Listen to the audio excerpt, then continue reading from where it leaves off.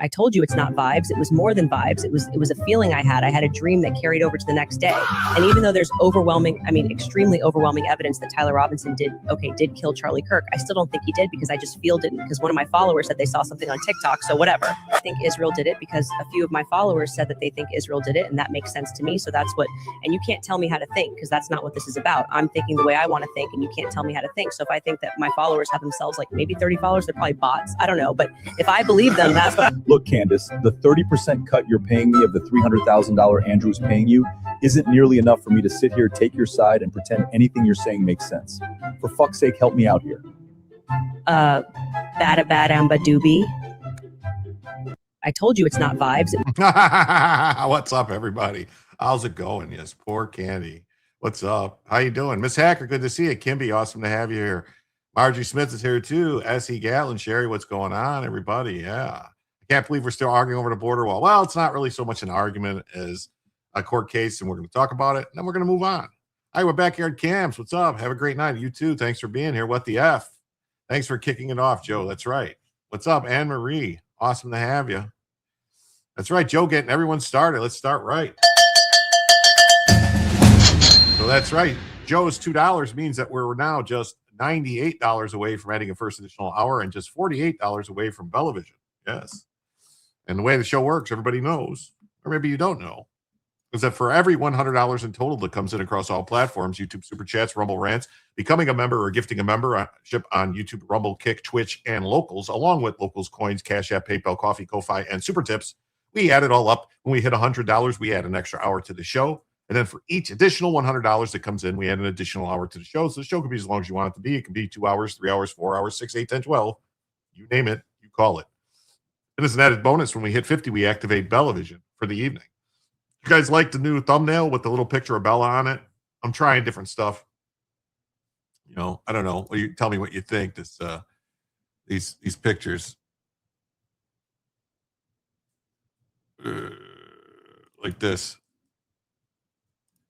What do you think? Was that cool? This like thumbnail like this with the Bellavision thing. Is that a good thing? Should we keep that, or should we go back to the ones without the Bella on there? I have another one that I could do. We can present this one. Image file. There was this other thing here, something like this. It was a little different. Like this one without the picture, just as Bellavision. I don't know. You know, I don't know which one I like more. You know, this one or this one. What do you think? We'll try different stuff. We'll see. Bella left. Oh no. She did. She left. she went to go take a walk and stuff. So we'll bring her back when we hit the Bellavision. What's up, Shadow Wings over there on Twitch? How you doing? Thanks for stopping by. The one with the Bella. Okay. That one. All right, that's the one we'll go with then. Hey, hit the like. Schmeckel says, hit the like, you pesky citizens. That's right. You think it's cute? You like that? You saw the Bella pic, you like it? Everybody hit the like button too. The Narrowway's here too. That's right. PBD disappointed you. Let her ramble for too long. Yeah, I don't know, man. I didn't really very good thing. Keep the Bella. All right, we'll do. So yeah, so we will go that. So yeah, so let's get into the first news story of the evening. What do you say, guys? Sound good to you? Sounds good to me.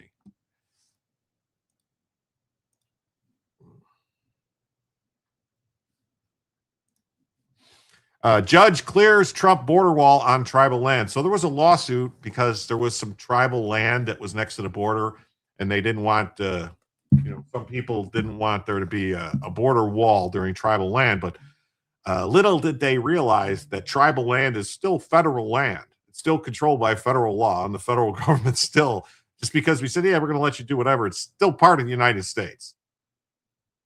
So a U.S. federal judge has ruled in favor of the Trump administration plan to advance border wall construction on a tribal reservation, clearing a major legal hurdle for the project. The decision represents a significant victory for the Trump administration and for the immigration enforcement agenda. Hey, Hank, what's up, buddy? Good to see you. Jonathan Marcos, good to see you too. What's up? Steve Hilliard's here. Stinking hot in Missouri. Well, Hey, B Hops, thanks for making it back. Well, you're welcoming me back. Yeah, I've had it's been a rough. Last week I had computer issues. This week I had some food poisoning issues. It's been rough. So the decision represents a significant victory. Yes, it does. It comes despite ongoing disputes over tribal sovereignty and environmental concerns raised by the Native American communities. Well, I mean, they're sovereign, but they're not sovereign. It's like one of them things. It's like, yes, they're sovereign, but they're still not more sovereign. They're still subservient to the United States. That's just the way it is. That's just the way it is. Mm-hmm. It's like a territory. Yeah, it's like a territory. They have their, they have their autonomy, but they're still subservient to the U.S. So they rejected the tribe's argument that the border wall would constitute a trespass on its reservation.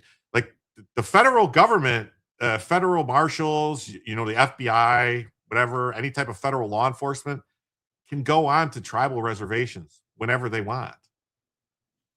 Hey, welcome to Virginia. Yeah, what's up? So I'm always glad to see Gundam in the chat because I have that story about the 5 people shot. Yeah. Because it's always good to make sure I have plenty of stories for you guys. So a judge refused to block the Trump administration from building a border wall spanning 62 miles of Native American tribes' lands in southern Arizona. In the ruling, Judge Richard Leon declined to issue an injunction sought by the Tohono O'odham tribe to prevent the government from constructing a border wall. Leon says that the Roosevelt Reservation, which designates all public land within 60 feet of an international boundary as a public reservation, allows the government to construct a wall on those lands. According to the ruling, the tribe had argued that it held aboriginal title to the land before the Roosevelt Reservation was created. I think you were defeated. The judge said historical evidence showed otherwise, that President Theodore Roosevelt established the Roosevelt Reservation in 1907 before the tribe's reservation was created. I don't even think it would even matter when it was the tribe's reservation was created. Even if the reservation did not exist on a nation's reservation, plaintiffs have not shown how construction of a wall on the existing international border will change the boundaries of the nation's reservation. The judge continued, as a legal matter, it's well established that Congress has exclusive authority to diminish reservation boundaries, and that Congress must make its intent to do so clear and unambiguous. So I'm not aware of any case holding the construction of a border wall adjacent to a reservation with the possibility of activities that may interfere with the nation's use and occupancy rights necessarily diminishes the reservation's boundaries. The judge also rejected the tribe's argument that the border wall would constitute a trespass, citing the government's sovereign immunity. He said he expects the government to follow through on its guarantee to consult and cooperate with the tribe to address concerns over the border wall construction. Yeah, their concerns are they don't want to construct it because for some reason, for some reason, these Indians now want more people to come into the land. So General Counsel for Homeland Security hailed the ruling saying the border wall was intended to increase border security. We respect tribal sovereignty, but not to the detriment of border security. The wall's getting built. Our authority is beyond dispute. So the Tawano tribe says it disagrees with the ruling and would consider all possible options.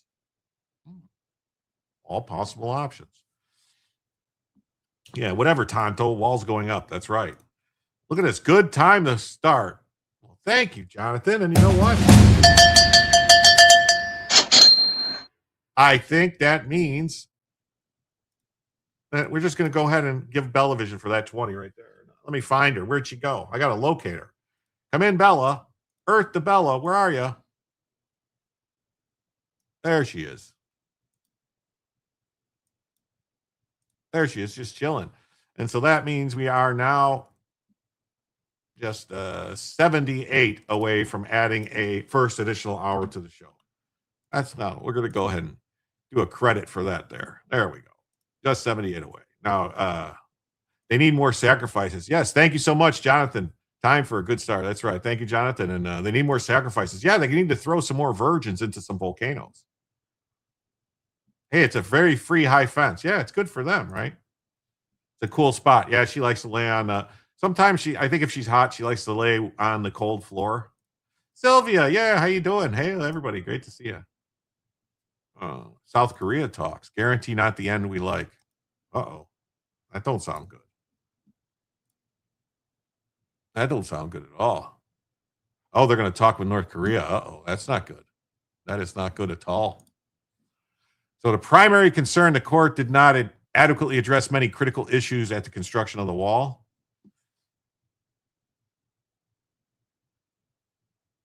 How did Bella get her hind leg up front like that? Too funny. She's just laying weird, I guess. Not that Karen. Great to see you, my fellow anti-communist. Yes, I always like it. None of your business. Good to see you too. Thank you. Thanks. Yes. No, Mary, you're not too late. We're just the first news story. We're talking about border wall stuff. You know, some ignorant person on Cynic Stream, I stopped at Cynic Stream for a little while today, and some ignorant person told me that I should just not talk on streams, that it would be a better stream if I didn't talk. And I'm like, well, I don't think the people that watch my show would enjoy it if I didn't talk. It's kind of like, what would my show be if I didn't say anything? I would just do sign languages? I don't get it. Oh, look at this. We got another 20 from America First. Jim, I don't know why, but I had to. Well, thank you. Thank you for the 20. And with that right there, that means that we are now just 58 away from, I think 50, right? Yeah, 58 away from adding a first additional hour to the show. Thank you so much. Then Hank comes in with 5 Jim Tells You memberships. Wow. That is insane. Let's see. That means that we are now just 28 away from adding a first additional hour to the show. Thank you so much, everybody, for the big donations tonight coming in hot. Let's see who got those memberships. It says that Iowa Backyard Cam received a gifted membership. Sylvia, 711. Kimby, PhD, Uncapped Turtle, and Butter My Nug all received gifted memberships from Ank Ank. Welcome to the Jimsomniacs, courtesy of Ank Ank. Yeah. What a douche, Jim. I know, right? That was very ignorant for him to say that to me. My dog lays like that. That's awesome. I would like you better if you didn't talk. Oh, I could call the show Jim Sits There. Yeah, it would be crazy. Yes, thank you, America First. How could I tell you the news if I don't talk? That's what I said. I said, how would that work? Who made Cynic an expert? I don't know. It took me a while. Are the censors working overtime? I don't think so, contrarian by nature. I don't think so. Yeah, that's what I said. What a jerk, Chloe. Exactly. Jim blinks the news. Maybe I could do like Morse code with my... I don't think that would be a good show. I don't think you guys would like that. Yes, I think congratulations to all the gift recipients. Yes, Hank is so kind. He is. Love it. Keep them all coming. What's up, Kofi? Holding it down on the kick. How you doing? Yes, thank you, Hank. Sylvia got that membership. Let me. Bella decided to go back on the bed now, so I have to. She's over here making me work.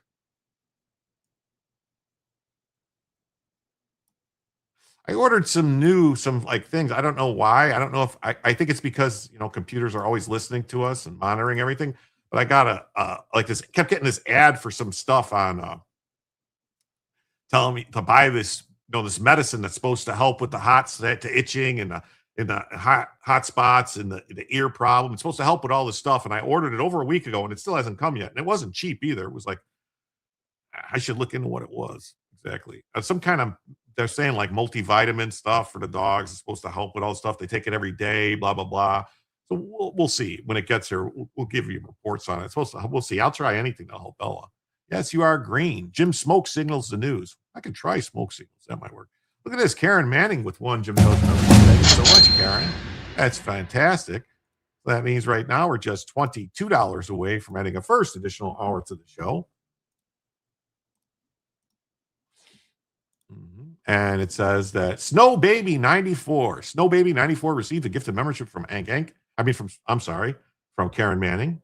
My bad. Karen Manning, thank you so much for gifting a membership to Snow Baby 94, making Snow Baby a member of the JimTellsYou.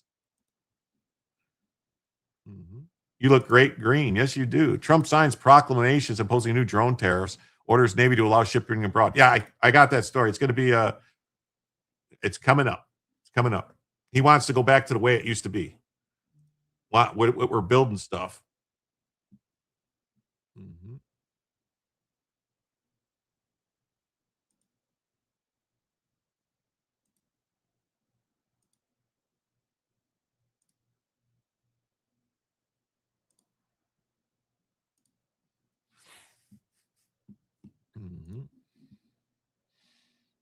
Thank you. Yes, thanks for the membership. So it's imperative this concern be addressed before construction or activities are done by the federal government. Trump revived efforts to complete the southern border wall when he came back in office, which is great. Does Cynic appear in person on his own channel? No, he doesn't appear. He does not appear. Oh, that wasn't good. So they filed a motion in June to block construction, arguing the project would inflict lasting damage on the land. So Department of Homeland Security awarded $4.5 billion in contracts for what they described as a smart wall system. So it'd be better than a dumb wall system. And the same thing here. Judge rejects attempt to halt the border wall. Judge refuses to block border wall. So that's good news. We need the border wall. We really do. We need it. It's got to happen. It should have been done a long time ago. DeSantis says he doesn't support. Yeah, I saw that. They're all turning on Corey Mills. So we'll see what happens with that.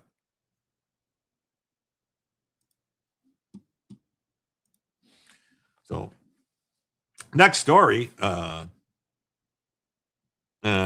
Cynic that you tried a suggestion and your donations tripled. Ooh.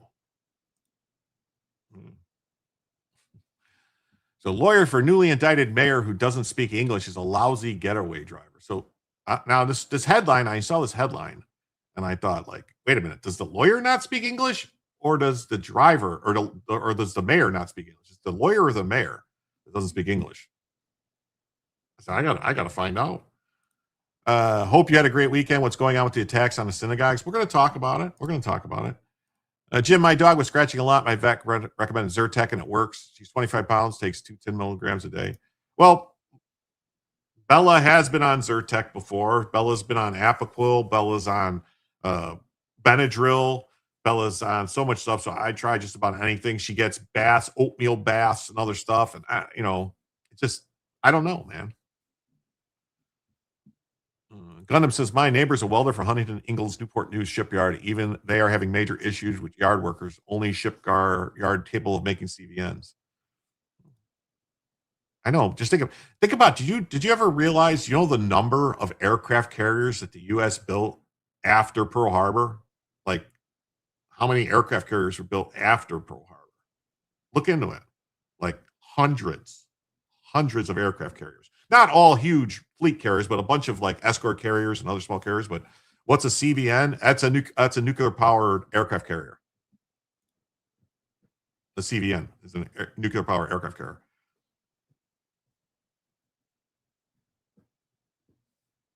Yeah. Cat's going back to Steam. Yeah, I saw that. The cat's going back to Steam. Why not, right?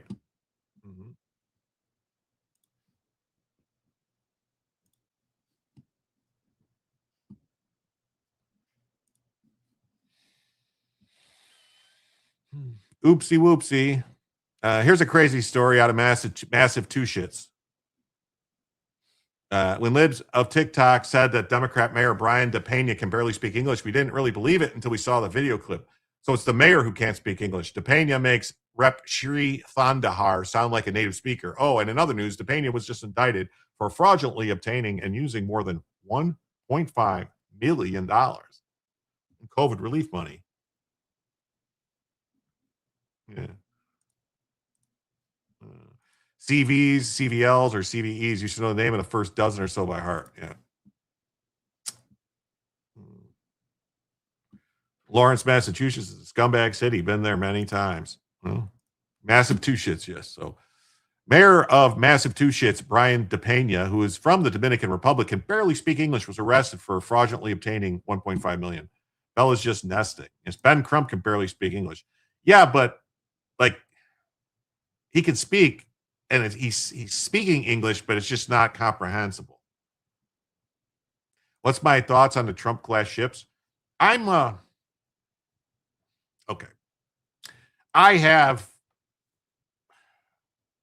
when I was in the Navy, all right, we had battleships still when I was in the Navy.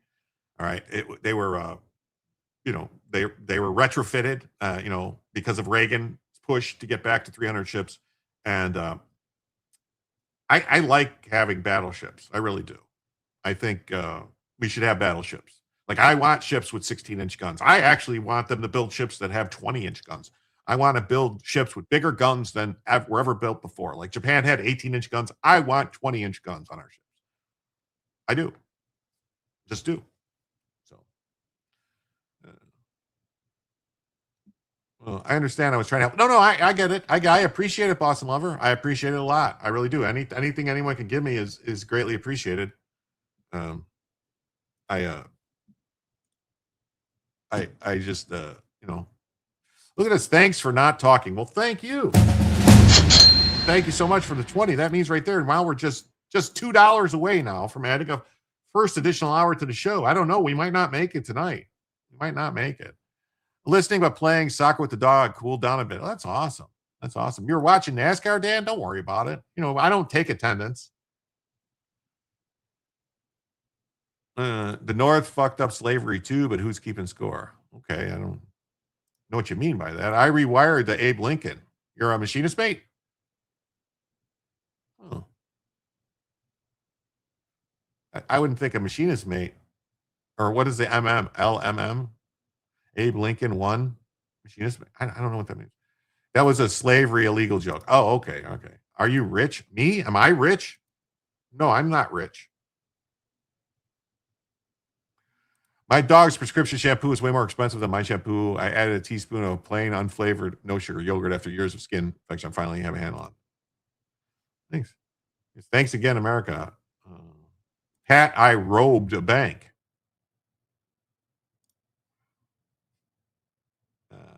They're not battleships. They're heavy missile cruisers. Yes, I want battleships is what I'm saying, though. I want battleships. I do. I would really like battleships. Look at this. Jonathan Marcus for 2. Tactical assessment. Red Chinese victory. Impossible. America will never fall to communist invasion. Communism is the very definition of failure.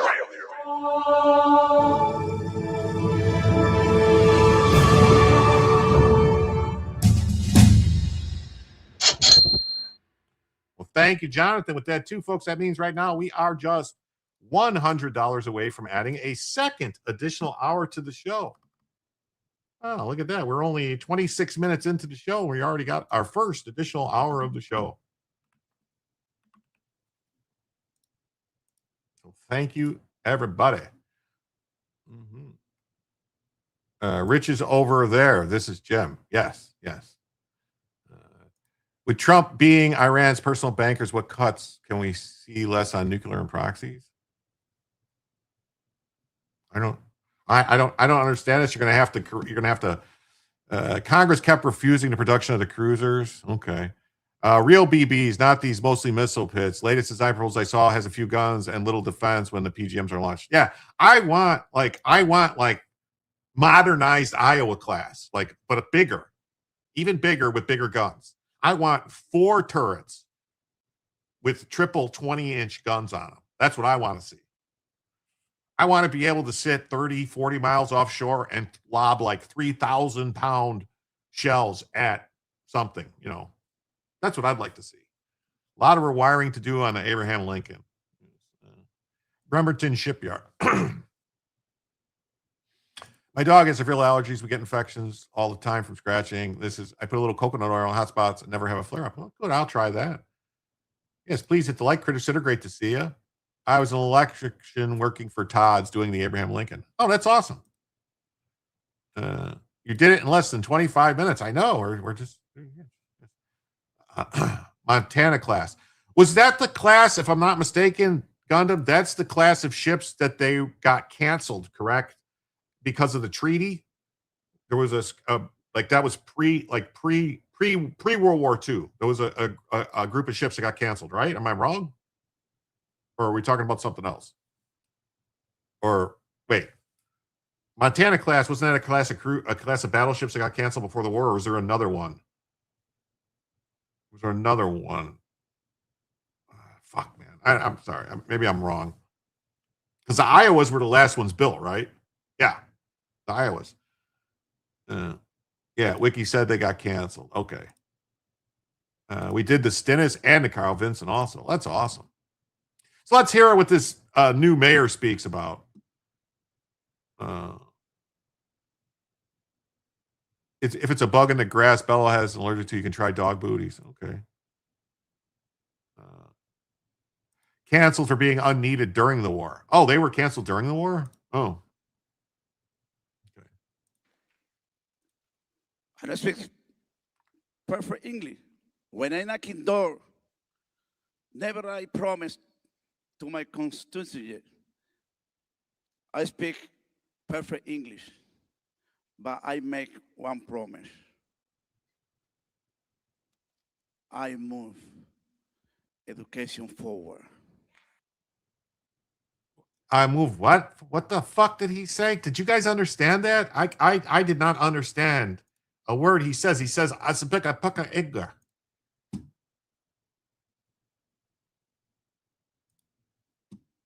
Okay.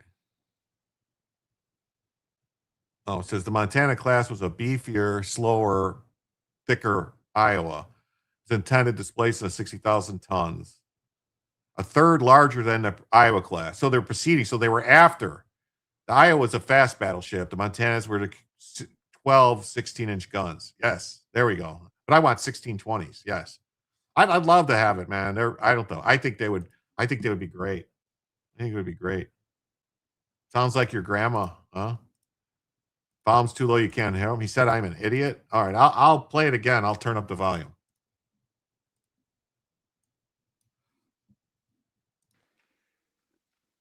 I don't speak perfect English. When I knock in door, never I promise to my constituency. I speak perfect English, but I make one promise.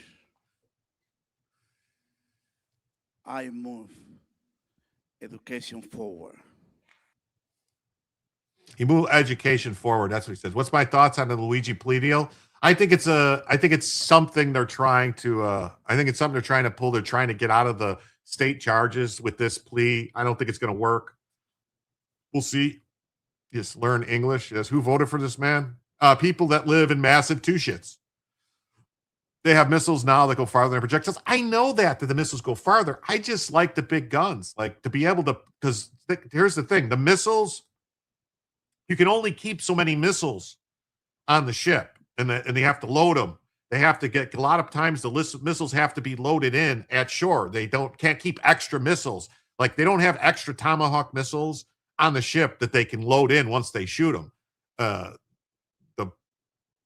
The actual bomb, the projectiles, you can have shitloads of them on the ship, and you could keep reloading them and put them in. And you have like a stockpile of like 1,000 of them on the ship or something, like huge numbers along with the gunpowder. So that's the difference. Idiots voted for him, yes. The defense pulled a fast one. I think they're trying to. I don't know if it's going to. A couple of navies looked at 20s, but found 16s better all-around performance. Yamamoto's were a trade-off. Well, I'm just saying, I would like to just be able to say we had the biggest guns ever on a ship. That's all. That's all I'm saying. Constituents, yeah. He's constituently, yes.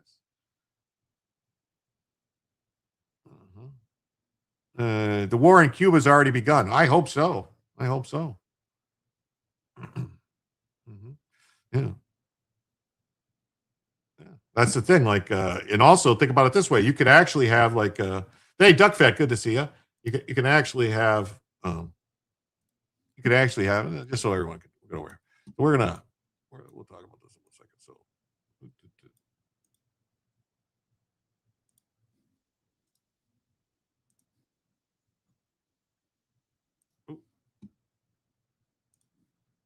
so the press was waiting for him post indictment. You can actually hear his staffer, what we think was staffer, saying he doesn't speak English. No comment.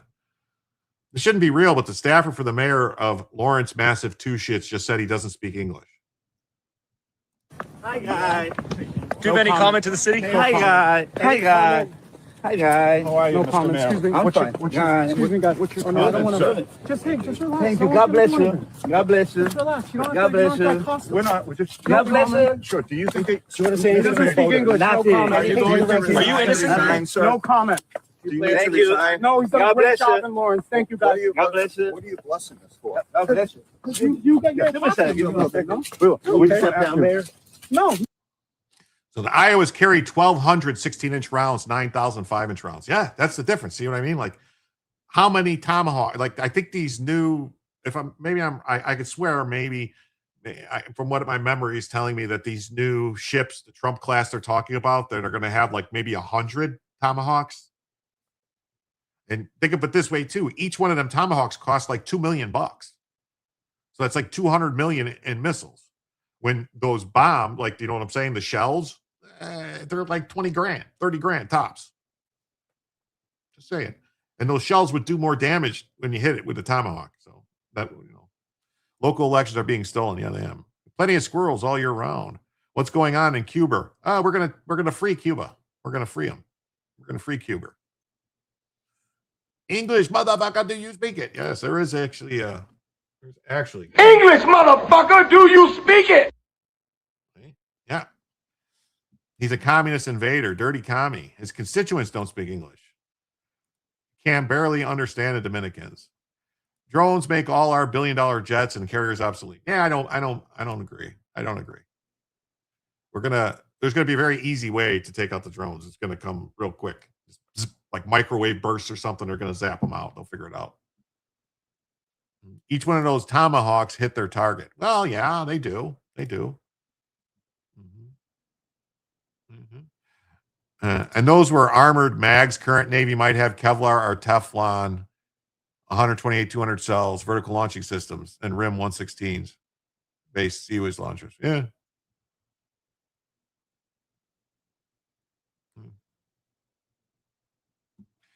Bottom line is heavy ordnance will put your dick in the dirt. That's right.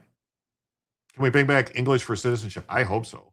We should bomb the greedy oil companies. Those bastards are ripping us off again. Still, I think so. On the Trump class? Oh, okay. That's what they're gonna have on the Trump class. So what's it? Let's be like.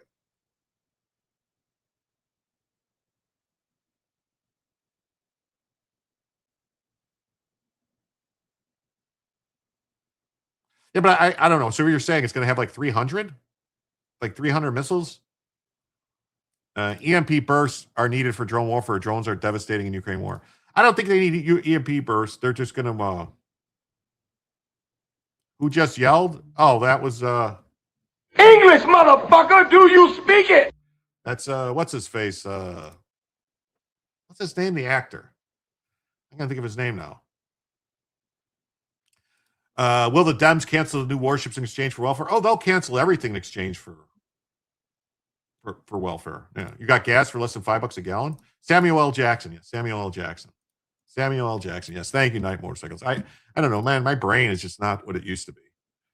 So he and his lawyer tried to run from reporters and then crashed into a parked car. Hey guys, listen. If it's gonna be like this, you're not gonna have Whoa, hey, whoa. Is that a threat for a counselor? Hey, counselor, was that a threat? Excuse me, what does that mean? I don't know. Oh, shit. Hey, run. Hey, get out of here. You gonna leave the scene of the accident? Can't leave. Hold on, lawyer. You can't leave. I'm your security. Stop. Well, there's something to do. Look at what's going on. Sorry, they just pushed me. I'm gonna go over here. I'm gonna go through and stop. I'm gonna stop. Let me get out of this parking lot. All right, Mayor, any final comments?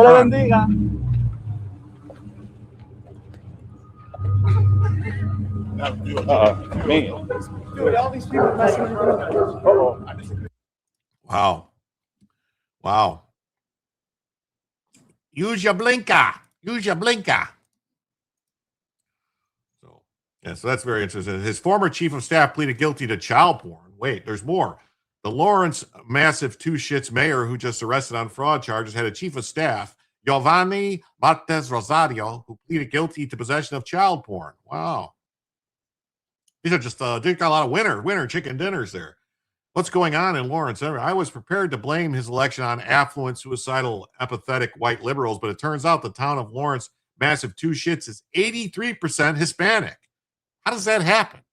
So this is just a simpler case of third world continuing to obey its inane tribal instincts after resettling in the first world. Like the Somalis in Minnesota, eh? It's a fucking clown show. You ain't kidding.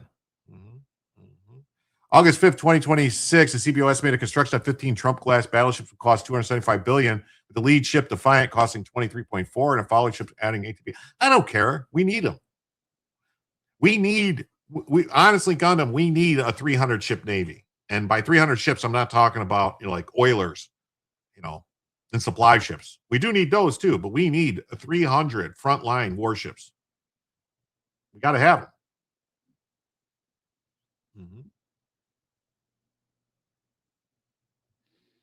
Told you so. Like the Chinese vote for Chinese spy mayors who get arrested.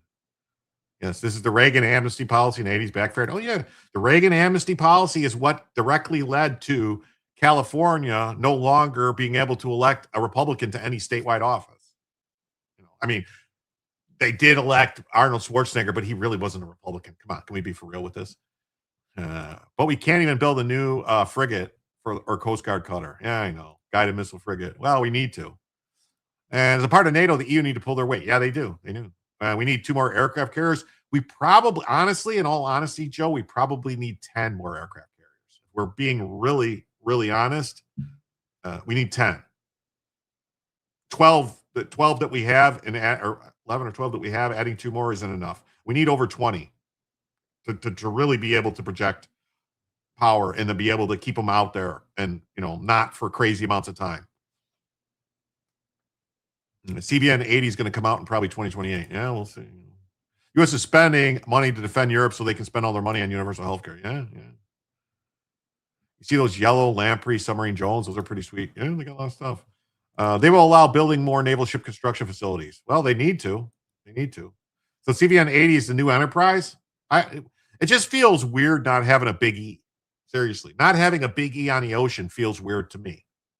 Like I know they're decommissioning the Nimitz now. We need to get another Nimitz. They latch on to some ship hull, open up some propellers to recharge their batteries and blow stuff up. Yeah, that's what we need to do. Yeah, so like the Smellies do in Minnesota, it's amazing how people can immigrate to this country and learn how to defraud the taxpayers before they learn how to speak English. Yeah, CBN 65, Obama scrapped her. That was good. Doesn't speak well for the people of Lawrence. Seizes assets, denaturalized the port. If only there was an allegory for our current state of affairs. What the hell are we even doing in America anymore? Is this criminal free-for-all? Time for a parallel society. Typical Democrat mayor DePayne got caught defrauding $1.5 million in pandemic frauds. You started on the Big E. Oof. He allegedly diverted the fund to his 2021 mayoral campaign as an electrical helper. That's awesome. Trump should just focus on immigration and domestic policy. The Iran conflict is just a money pit. The Iranians have no interest in the deal. I agree with that sentiment, except for the fact that what if his plan is to try to isolate China, to cut off their ability to buy oil from places that they have to go through us, cut off them from Venezuela, and then you take Iran out of the mixture, it can completely change the entire world power on the world stage. Like, if Iran needs to come to heel, it would completely change the dynamic in the world. It will buy the U.S. another 40 to 50 years with China playing second fiddle. Just saying. Unless you want to be subservient to China, then let them just go crazy and let's just keep doing stupid shit over here and letting them pass us by.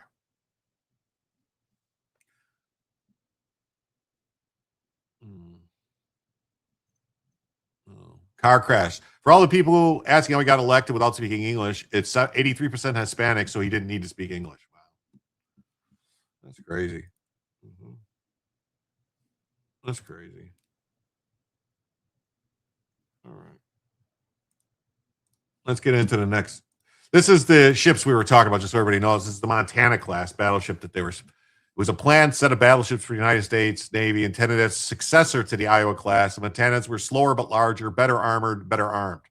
5 ships were approved during World War II, but changes in the building priorities resulted in their cancellation in favor of continuing Essex-class aircraft carriers. Yeah, so, I mean, we built a lot of Essex. We did.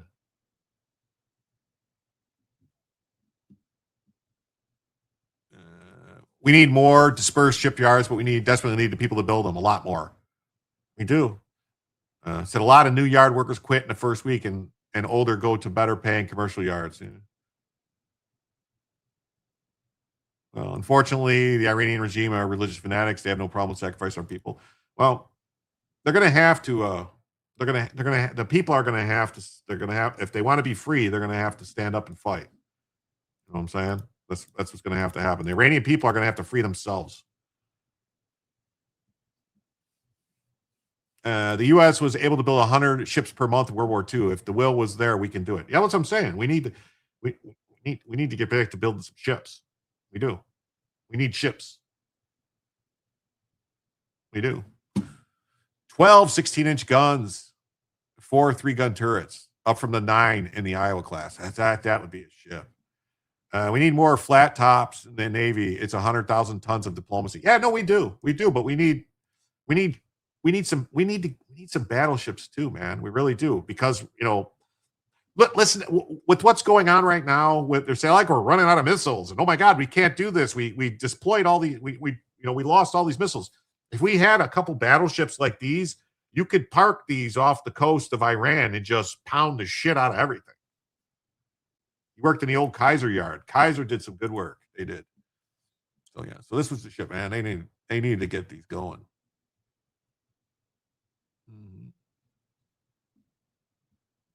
We need domestic steel to expand and remember how to make armor. Well, yeah, they do. Was an early channel, like at 6 a.m. Most of the trolls are there from Europe. One Brit insulted us and we didn't have a language, and England gave us their language. Okay. We'll see.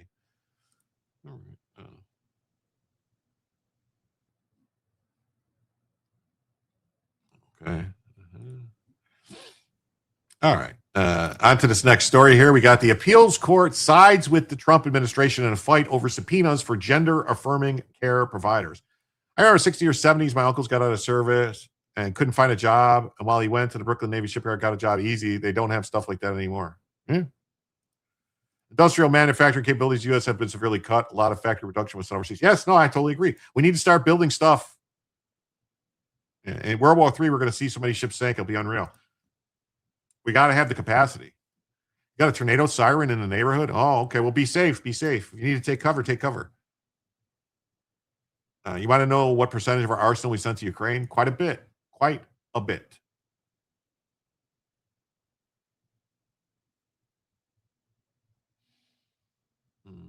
As someone who had to work with Chinese steel, the U.S. needs to manufacture for our own security. It's brittle. If China had another virus, the supply gets cut off. Yeah. Well, the Chinese steel, too, a lot of it is not up to standards. There was a bridges and other stuff that was built with Chinese steel in the 80s and 90s, like 80s, 90s, stuff like that. A lot of stuff that had problems and collapsed. Like, I'm pretty sure if they think that that's why the Bay Bridge collapsed in the earthquake in 89 is that it was built with like, cheap Chinese steel or something. Like, maybe I'm wrong. Maybe I'm thinking of something else. I don't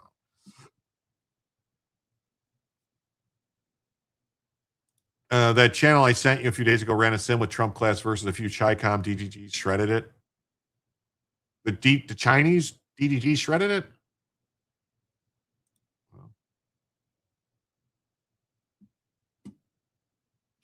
Japan steel was crap in the 70s. Yeah.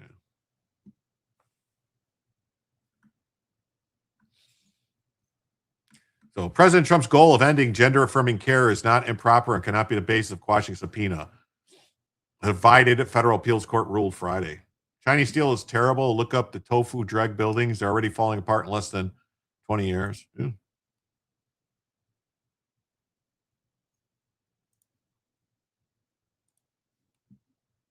Justice Department announced last year that it had issued more than 20 subpoenas to doctors and clinics that provide gender-affirming care as part of an effort to investigate healthcare fraud. Got a warning until 11/15. Well, be safe, man. Be safe. We built the Alaskan pipeline valves from Japanese steel in the 70s in Oakland, California. The steel used in the original bulk Bay Bridge was rusted. It was a 50-year-old bridge at the time. All right, maybe I'm thinking of something else. There was some other bridge or something that collapsed. And they said it was Chinese steel. Maybe it was it the Key Bridge? Maybe, I don't know. Something. One 4-foot gate valve weighed 176,000 pounds. Wow. So federal judges have quashed many subpoenas as illegitimate efforts to intimidate providers into ending care. In a 2-1 decision, a panel in the Ninth Circuit Court of Appeals said the efficacy and long-term risk of treatments are uncertain, and the president has the power to align the Justice Department's enforcement priorities with its broader policy goals. Every president has law enforcement priorities, just as every president has signature policies. Often the more are components of the latter. The former are components of the latter.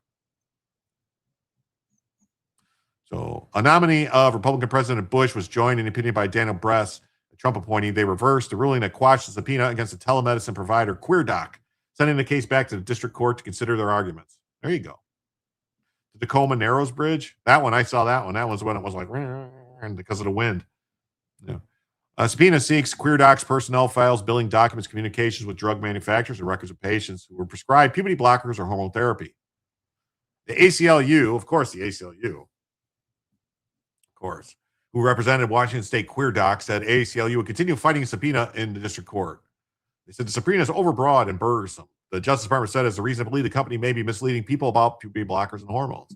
So volume of missiles, wave skimming, supersonics, burned up SAMs, and laser had too long to recharge rate to be useful. Guns not able to keep up with later waves of missiles. Minneapolis, I don't know. The operator that opened the valve cost more than the valve. Wow. South of me, heading east should be okay. Okay, good. Trump wants us to build and bring all industries back, and Republicans fight him due to kickbacks they get. Needless to mention the TDS riddle demon rats. Yeah, you ain't kidding. Reddy continued defending one of the most disgusting principles in healthcare. Yeah, cutting off kids' private parts. He said San Francisco-based Ninth Circuit was the first appeals court to weigh in on the subpoenas. Trump has signed one executive order defining sex as only male or female, and another seeks to end federal funding for gender-affirming care for patients under 19. Very good. The latter also directs Justice Department to prioritize investigations into violations of drug safety laws. There you go. Gender-affirming care includes a range of medical and mental health services. Most major medical groups say the access to treatment is important for those with gender dysphoria. Oh, okay. The Ninth Circuit majority called the discussion around the care an unsettled scientific debate, because it is. It is. That's why Europe is pulling back on all this stuff.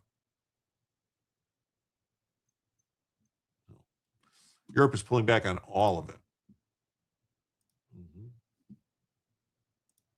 Same thing here. Appeals court sides with Trump on fight over subpoenas, so this is good news. So, it's basically all the same story. It's the same story, just reprinted over and over again. All right. So that's good. We like that. We like to hear that this is happening. I don't want any kids to be permanently destroyed by puberty blockers or gender, whatever they want to call it. They had 4-foot ball valves too. Wow. Those are some big balls. 4-foot balls. Those are huge. English originated as a West Germanic language brought to Britain in the 5th century by the Germanic tribes known as the Angles, the Saxons, and the Utes. Oh, so the 2 Utes was brought there by the 2 Utes. No. Will Trump make Hormuz a 51st state? Dude, come on.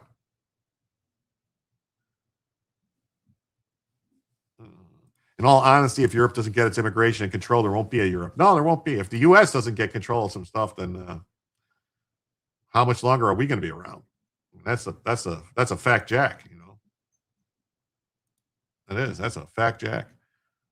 No telling how long we'd be around with stuff like this happening.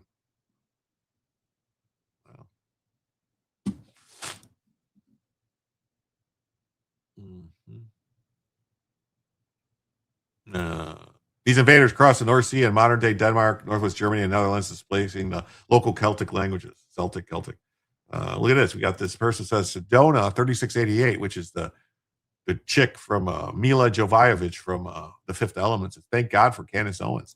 Yeah, thank God for Candace Owens. We can all see how retarded people are. You should have seen us on the forklift. Driver had his own brakes and ball castings left, and the forks was rolling down the street. Wow, hitting cars. Every time I see Jutes, the line hits me. The Euro trash hate us at the same time they don't want us to leave them.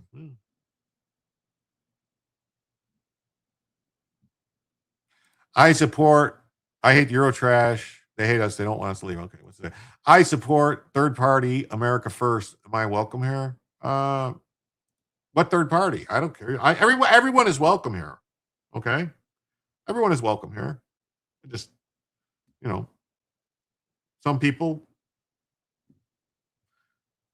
where's all the Mullah money going? Oh, it's in Swiss bank accounts, probably Panamanian banks. They're hiding it all over the place. Got to go. Hey, Garfield, take care, buddy. Thanks for being here. Allegations, rock Maine Senate race, local man. Ooh, I'm going to have to want to see that one. That looks good. I want to see that one.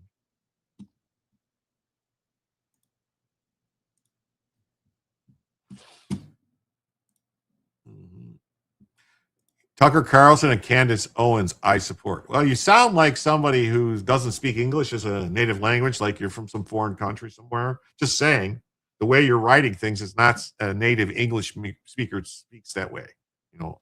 Just saying. I'm not making any accusations. Just saying. Doesn't sound like that. Tucker Carlson and Candace Owens, they're grifters looking for money. That's it. Sorry. Hate to break it to you. They're not going to get any third party. They're not going to do anything. It's not going to happen. Anti-Semitic attack in Mandamis, New York. A man assaults congregants and security guard at a synagogue. On Friday night, Shabbat, an unhinged man entered a Manhattan synagogue and launched an anti-Semitic attack on congregants. Yes. Yeah, Jason supports Candace Owens, too, for a mental institution. There you go. I support her getting all the help she needs. According to police, Larry Montez allegedly punched a congregant before headbutting a security guard and spitting on him. Police Commissioner Jessica Tisch noted that earlier this evening, an individual disrupted Shabbat services at the Central Synagogue in Manhattan. As a synagogue security was escorting him out, he struck a member, damaged the synagogue property, and spit and headbutted on a member of the security team. They spoke with the rabbi and are relieved that no one was seriously injured. There you go. You see that there's calls for the massive Massachusetts governor to be excommunicated? Yeah, I did see that because she signed a bill saying that they can abort babies up until birth. Oh, okay. Oh, look at this. So she says, Thomas Massey and Joe Kent will lead the third party. America First, Owen Schroyer, Sean Ryan. Well, here's the thing. Thomas Massey and Joe Kent couldn't lead about anything. So good luck with that. I wish you all the best. I really do.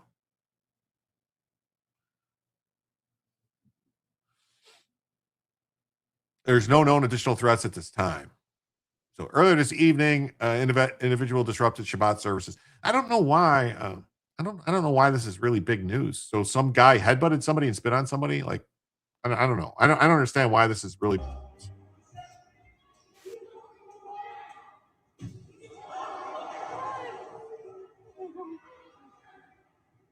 Honestly, I don't know why this is big news. Why this was like on the leaderboard on Ground News. That some guy got loud at, like, if somebody gets loud in a church and headbutts a priest or spits on I mean, is this going to be like news?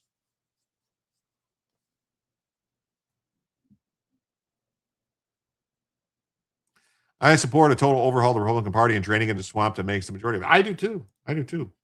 Like, so they arrested Larry Montez, a 46-year-old man from the Bronx. He's now been charged with 2 counts of assault as a hate crime. Bets on rackets. Second part of the debate ends before sunrise or noon. He's still not done? He still didn't finish the debate thing? He still didn't finish it? Wow. That's crazy.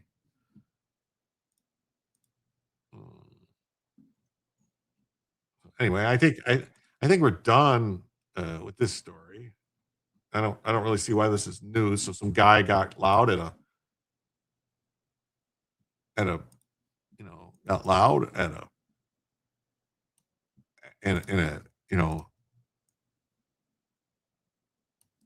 guy got loud, and so this is news. Whatever. So all right, this is a better story here.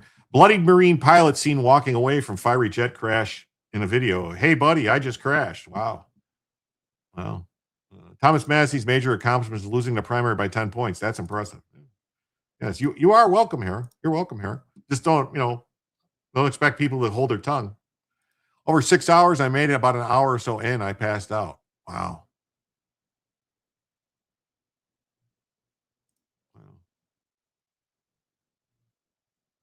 Any updates from our friends at CENTCOM? Not really. As far as I know, nothing really going on. As far as I know, nothing really going on. A lucky to be alive Marine pilot covered in blood miraculously walked away relatively unscathed from a fiery fighter jet crash in Washington State and casually said on the phone, "Hey, buddy, I just crashed."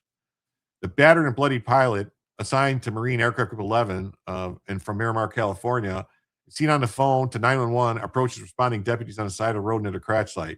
That's an F-18, the pilot tells deputies. Well, that was an F-18. Oh, my God. Oh, my God.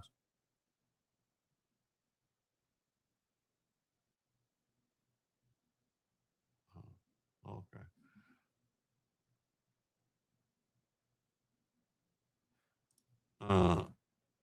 How come you weren't on Joe's Thursday night?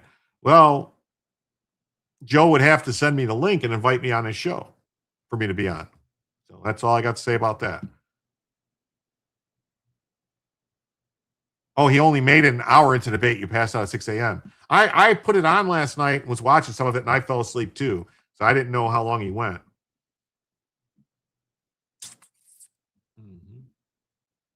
I did not know how long he went, but it seems like he went quite a bit.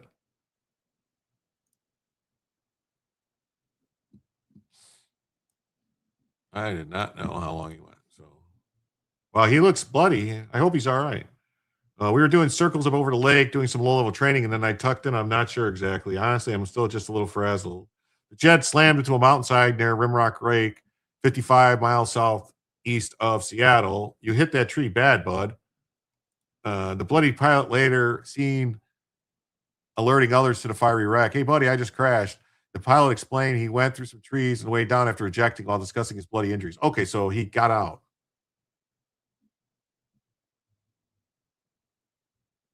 What debate just got here? There was a debate yesterday or the day before with Candace Owens and Andrew Wilson. Yeah, we must take what we can get, and Trump isn't perfect, but the alternative would have gotten elected. What would have gotten elected besides him? That's the thing. These people are always quick to say how terrible Trump is. Hey, look at that. Off-label podcast has rated the stream. Thanks, Rich, for rating the stream. Thank you for rating the stream. Rich. It's always great. Mm-hmm. Mm-hmm. Trump is an imperfect man at an imperfect time. Yes, he is. Yes, he is.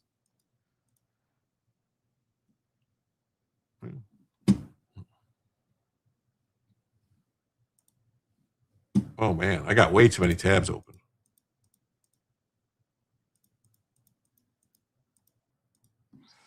So, wow. Look, is this a picture of a plane going down?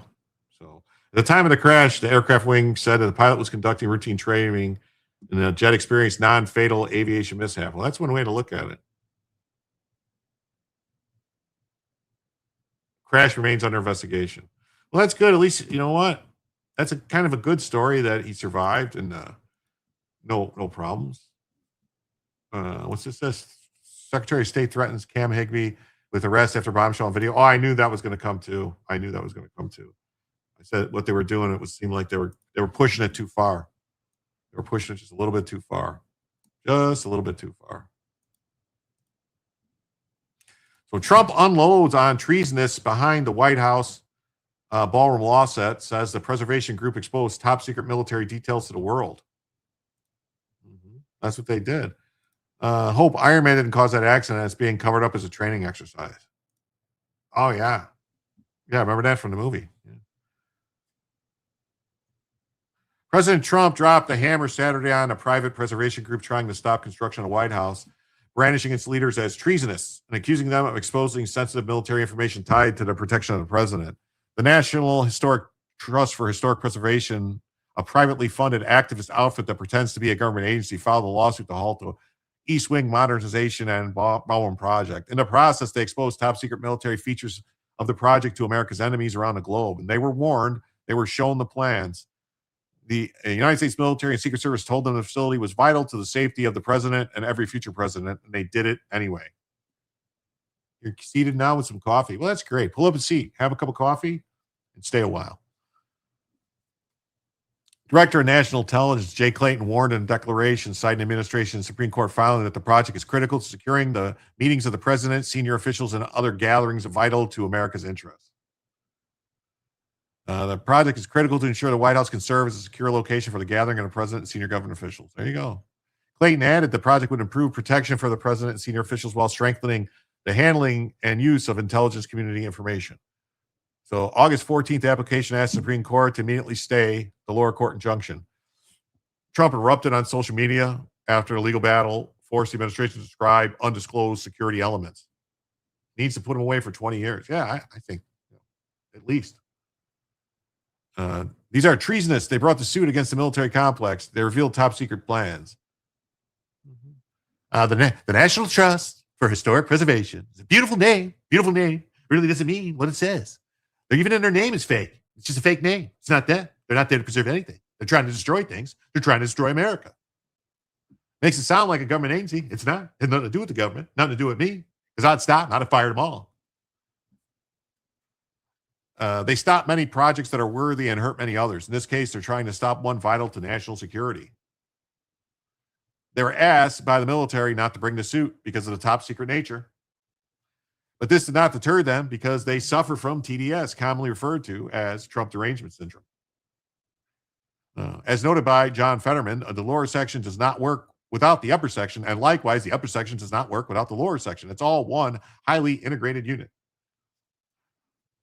And then the president of the National Trust who brought the case, Carolyn Quillen, had no background in historic preservation and has been replaced unanimously effective immediately.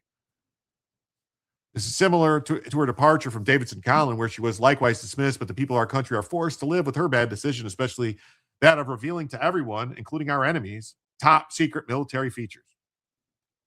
There's absolutely no argument that a woman walking her dog in the vicinity of the White House has standing to stop such a desperately needed national security structure. The woman is not a walker. She's an activist, a serial plaintiff who's involved in much other frivolous litigation throughout the city. In fact, whenever the National Trust files a lawsuit, she seems to be involved. So she walked to the side of the White House where there was no building, and it bothered her. Then she walks out in front of these other places. She must be bothered, and hence additional cases. She has no clearances, no expertise, nothing. She's a nobody. So I start arresting people. That's what I say. I say arrest them all. Yarr! Yeah, what's up? How you doing? Pyramid, good to see you. All right, next story. Got this, a Colorado energy company blocks a woman from controlling her own air conditioning during a heat wave. Can you believe this? Have you heard about this? Who are these people? I just wanted to set it to 75, something very reasonable so my daughter could fall asleep. Huh. A Colorado energy company is facing backlash after locking a woman out of her thermostat during a heat wave. They prohibited her from turning the temperature down any further. University of Colorado Boulder assistant professor. Okay, so this is an assistant professor, so a leftist, more than likely. All right? Yeah, you sign an agreement. They try to do it all over the place. California did stuff like this. A lot of these lefty states try to do it.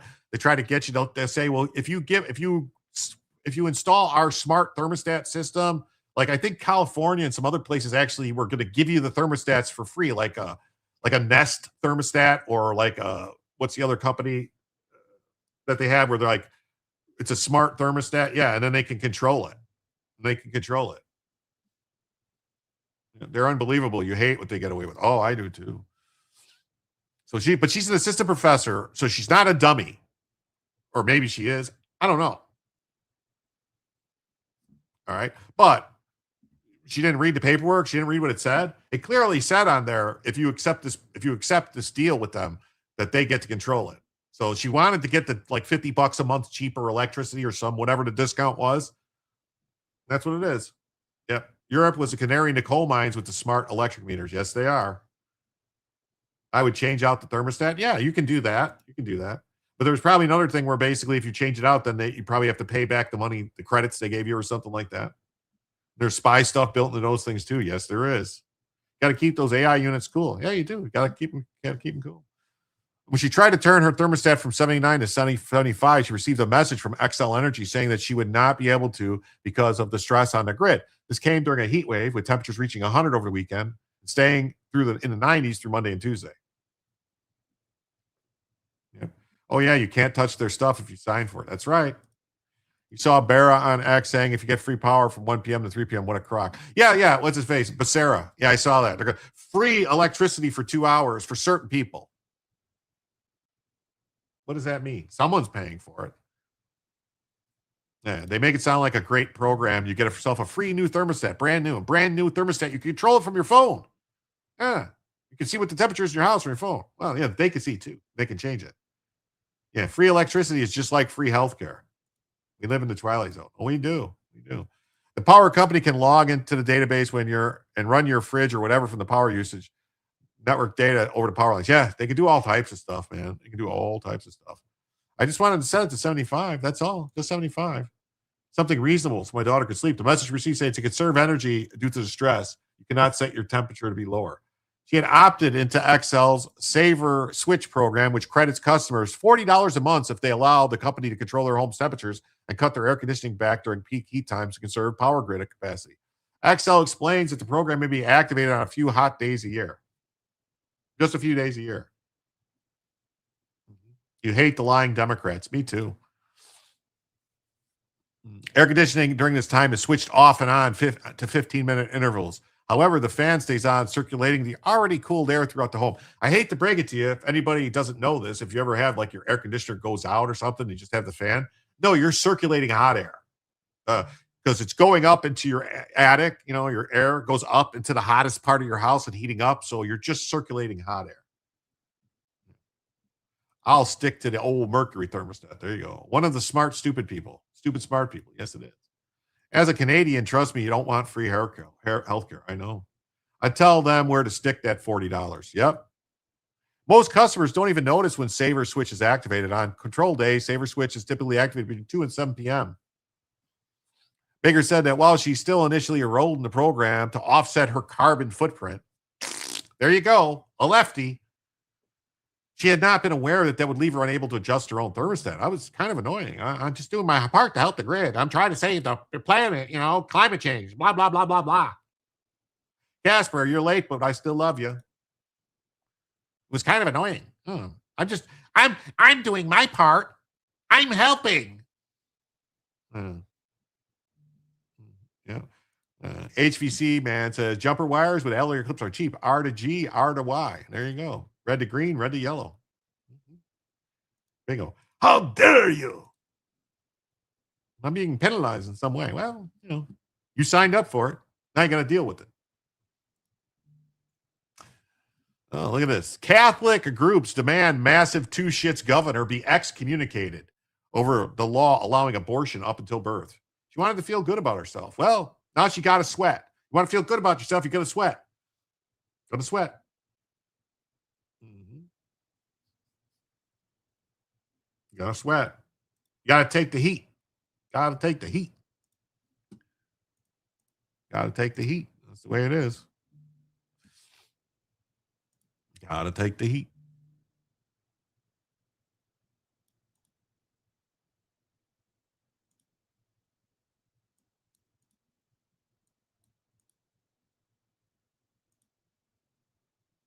All right.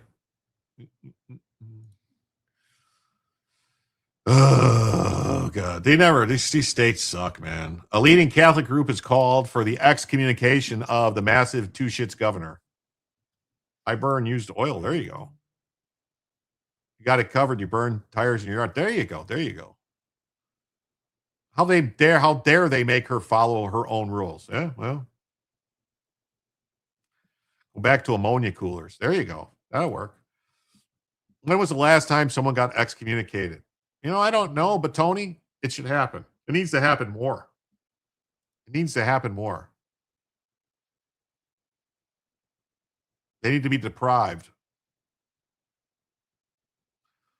My landlord was such a cheapskate, he has a cover with a lock over the thermostat. Well, they do that in like a lot of workplaces, stuff like that too. If you have too much on a breaker, it can cause everything in the breaker to not work. Well, the breaker will trip. Frozen water bottles and a fan will do. Yeah, you can do that. Definitely. I mean, there's a lot of things you can do. You can hang damp towels around and blow a fan across it because as the water evaporates, it cools the air. The phase, it's like phase shift of the water to vapor. When that happens, it sucks. It takes heat and so it takes energy. And so it actually cools the air around it to change from the liquid to the gas to the vapor. So that's why, like, if women used to hang clothes on clotheslines outside, they used to sit outside by them years ago before there was, dryers and stuff. On hot days, they would sit outside around the clotheslines and stuff with the clothes, and it will, lower the temperature would be 10, 15 degrees cooler sitting around those things just from the water evaporating. I thought you pay for hot yoga in California. Yeah. Frozen water bottles for the win. There you go. 20 amps at 120, 30 amps at 240. There you go. Too much evaporated here and a very unusual humidity this summer in California. Okay.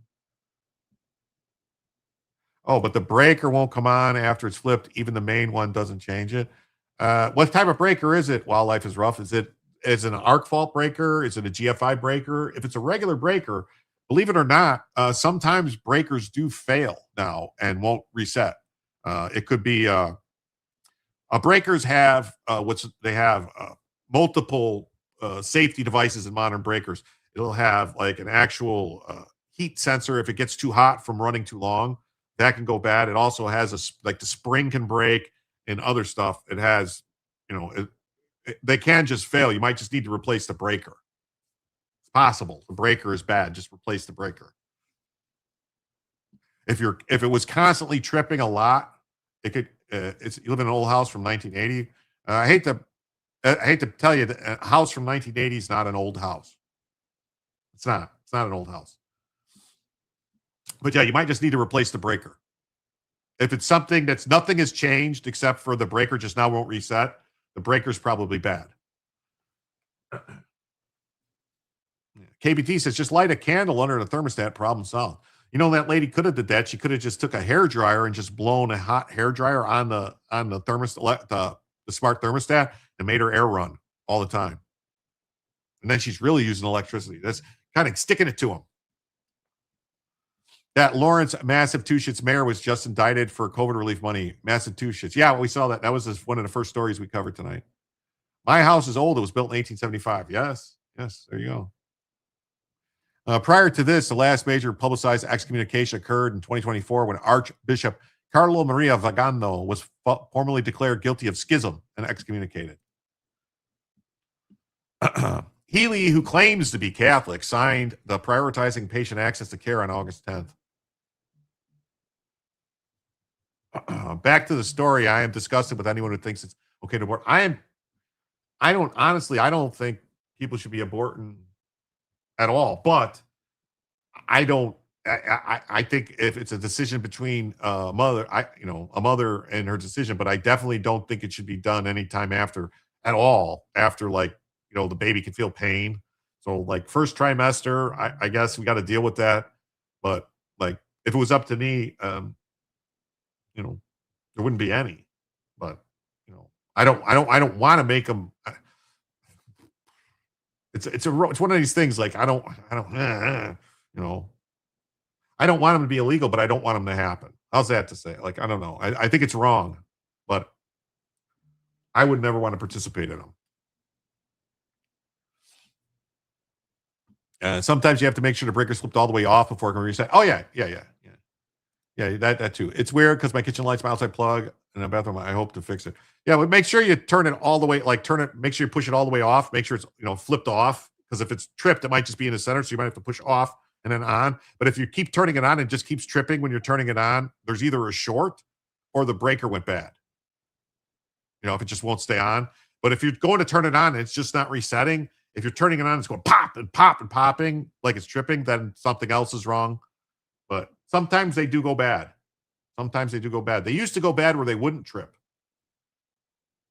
Some people definitely should. Yeah. My dad's house still has a screw in the fuse box. Oh, there you go. I don't want government in our bodies. Yeah, there you go. What I'm saying. Since abortion became legal, 60 million plus babies aborted. I know. Believe me, I don't want them. This is the thing. Like, I don't want it to be the way it is. I don't want it to be abortions. But, I am not in charge. I would just like to try to keep it as less as possible.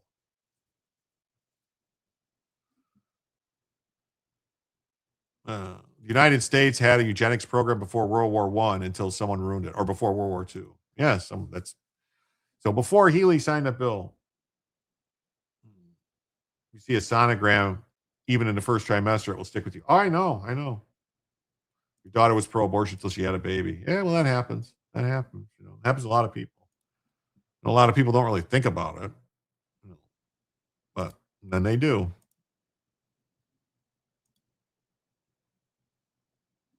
And then they do. Mm-hmm. And then they do.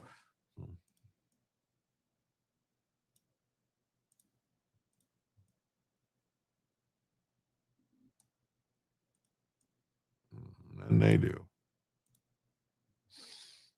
All right.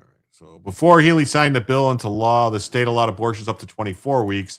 After that point, a physician could only perform it if they determined the mother's life was in jeopardy. Organization Catholic Vote wrote open letter to bishops that under tradition, Healy's excommunicated herself by signing it into law. So she already excommunicated herself. The letter was penned by the Catholic Vote president. By the very fact of doing this, no one has to proclaim you excommunicated. You've done something so contrary to the faith that you've actually excommunicated yourself. The question is whether the governor signed this law making her accomplice in the public expansion of abortion. Reinhardt's also the mother of a baby who was born at 35 weeks, and under the law, her baby could have been aborted. There's absolutely no reason to ever kill a child that's absolutely viable in life. Like, at some point, like I would think, 24 weeks is 6 months. Yeah, it's crazy. Let's say they're Massachusetts now. It's 9 months. The day of whatever, right? As they could basically you're in labor. 11/11. It's funny. I know. Abortion after 24 weeks should be adoption. Yeah. People complain about the low birth rate. Yeah, no shit. And then they want to bring more people in. They want to kill the American babies, but bring in foreigners to replace them. I had an apartment with old glass fuses. They used 50 amp fuses for 25 amp circuits. 70% of the apartment was on one circuit.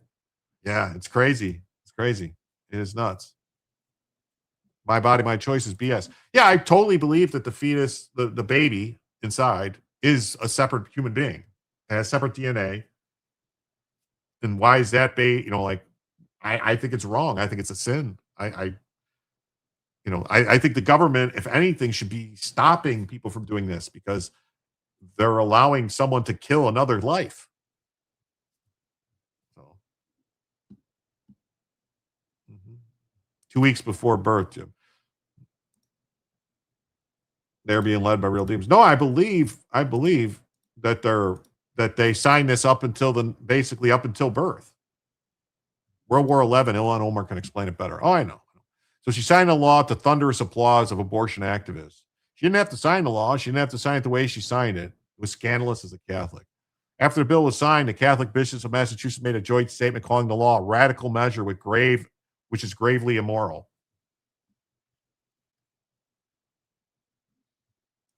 My body, my choice, kept my legs closed. I have 3 great kids in their 20s now. There you go.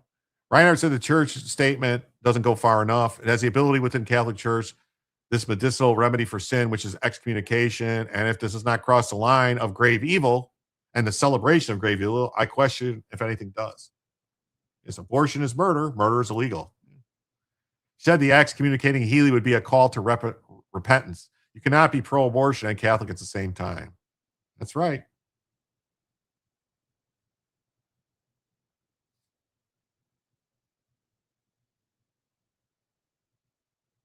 Bottom line for people of massive two shits, if you care about women's health, if you care about making sure women are able to access health care, they should do this. Oh, so it's only if you care about women, not babies. So kill the babies, I guess. That's what they do in massive two shits. I believe abortion should be treated as a crime against humanity. I agree. I just,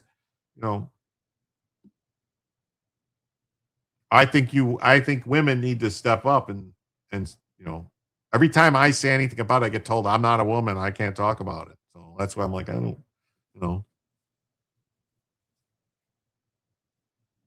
just saying. I think the doctors doing it should be locked up, but that's me. That's my opinion. New allegation rocks the Maine Senate race. A local man says he saw far-left Democrat Troy Jackson slap longtime partner with an open hand. It comes after a police report of Jackson punching a man. Wow.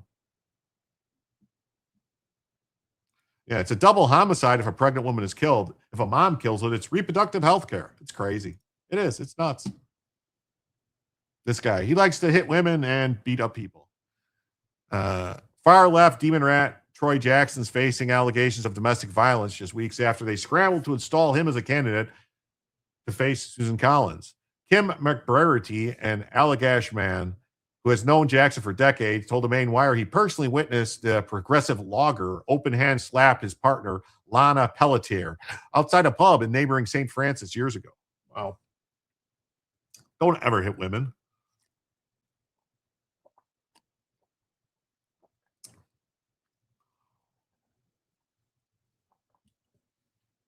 If you can't get along and you can't agree and you tell someone they basically just you shouldn't be together, just leave.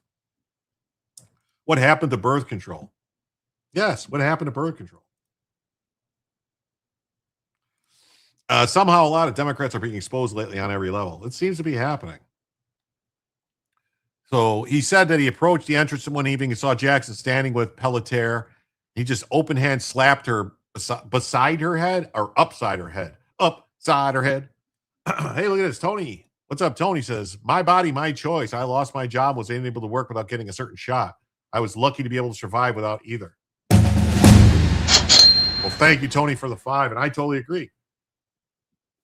They didn't really care about that, though. They changed their opinions depending on what it exactly is. And with that, folks, we are now $95 away from adding a second additional hour to the show. Thank you so much. The state's going to get its doctor killed like Dr. Tiller here in Kansas. He was shot in his church. That's why Kansas stopped late-term abortion. Well, they'll say like a right-wing extremist did it. Well, the force of the blow, he said, caused her head to tilt and her hair to fly. She turned and walked towards her vehicle. Jackson followed. Neither entered the pub. He emphasized it was an open hand. He just whacked her. Oh, so it's just an open hand. Just smacked her around a little. He just touched her up a little. dusted her up, as they call it. The allegation lands as Jackson already faces scrutiny over a 1988 Fort Kent police report. At age 19, Jackson kicked in a door at a home around 2 a.m. So that's a home invasion. He kicked in a door. That's a fucking home invasion. It's a felony. Grabbed a man by the throat and punched him in the face over this woman, described in the report as his then girlfriend or then ex-girlfriend.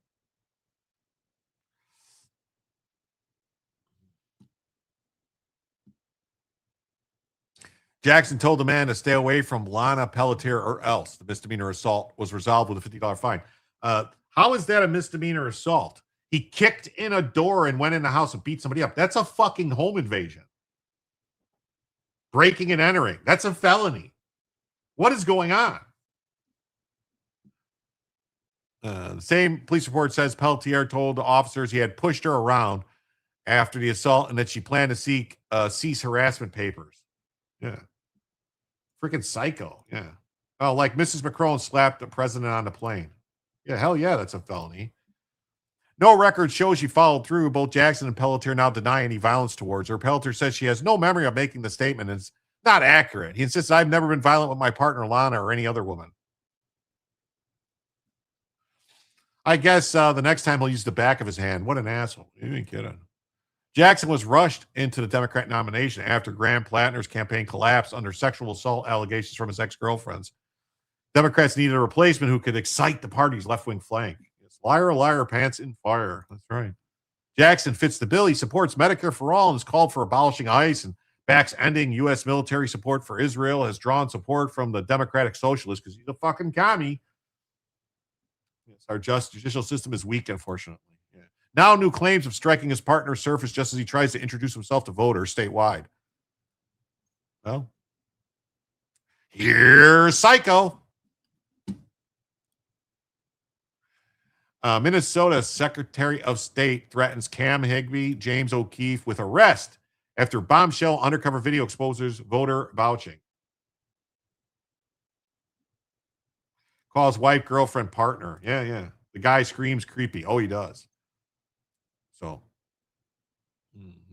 Journalist James O'Keefe and Cam Higbee, after shedding light on potential voter fraud in Minnesota elections, have been targeted by the Secretary of State, Steve Simon.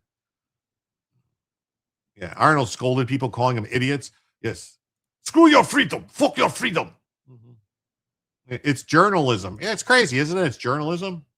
O'Keefe and Higbee, going undercover in full traditional Muslim attire, were on a mission to expose Minnesota's controversial vouching system, where a registered voter can vouch for those unregistered to vote on election day as a form of ID. The law states the voucher can vouch for up to 8 people who live within the boundaries of a voting precinct. The operation appeared to be successful as multiple election workers were ready to register multiple undercover journalists as in Michigan to vote in Minnesota elections. Now, if nobody actually voted and they didn't actually go through with the registrations, I don't think they can charge them with a fucking crime. Gen Z ain't voting for that boomer. I hope not. Cam Higbee had an interesting live stream a few hours ago. Did he? I didn't see it. To say, federal prosecutor investigate political firm owned by daughter of crooked judge. Did we have that one already? I think we had that one already. Didn't you give that one to me already?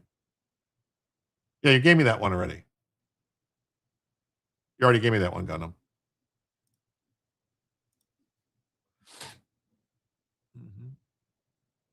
I'm James O'Keefe, and this is vouching for 7 other Muslims at a Minneapolis polling booth. We're going in. But they are not registered. That's okay, that's fine. Can I bring 5 more from up to 8 people? Okay, that's a good thing.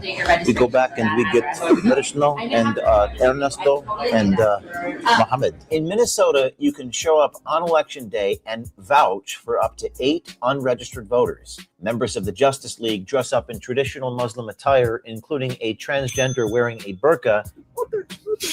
Disgusting. And put this vouching law to an extreme test on primary day, August 11th. Gonna be a baller. Shot. Okay, I can't. That's a song. I like the song. 20-inch blades on the Impala. And he did an accent too. Yeah. So now Minnesota wants to prosecute Higbee for wearing women's clothes. That's crazy. So. The ID. And no ID needed. I just vouch for. Okay, so just vouch and. friends to vote, and the results of that election. Yes. I thought Royce White would have been a good candidate. Too bad he couldn't win. Michelle Tafoya won. I don't think she's going to win this primary, but Royce White he would have been a good candidate for Minnesota. In California, too, no need to wear a burqa. There you go. Yeah. I'm at my local VFW drinking as usual, but I'm curious about what constitutes a Navy combat vet. Do you think ship-to-ship combat if they don't disembark? Well, technically, in the Navy, a combat vet would be just being in combat on the ship. You know, if your ship's engaged in combat. I mean, even if you're just in the boiler room or you're in the kitchen cooking, that would be your ship's in combat. You're in combat. You don't have to leave the ship. You don't obviously, if a guy is boarding ships, I think it'd be different if, not in the time of war, if your ship's not engaged in combat or just being in a war zone. If you're in a war zone, yeah. But I think there's ships now where they're not technically in a war zone, but they're boarding ships and stuff like that. They're boarding tankers and stuff. That's probably, I don't know. I don't know.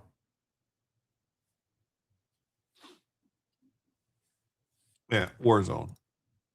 Are announced on the same. All right. So they're trying to go after him for this. So the video shed light on potential voter fraud. The Secretary of State's ire was directed at Higby and O'Keefe and not the poll workers who nearly allowed them to have fraudulent votes take place.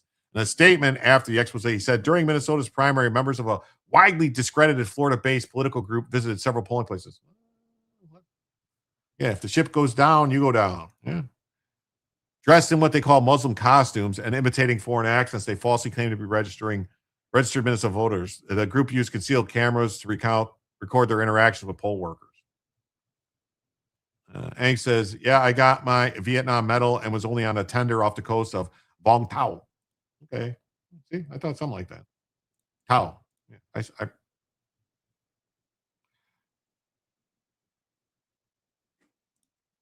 Oh no! If they boarded, yeah, no, they're still sending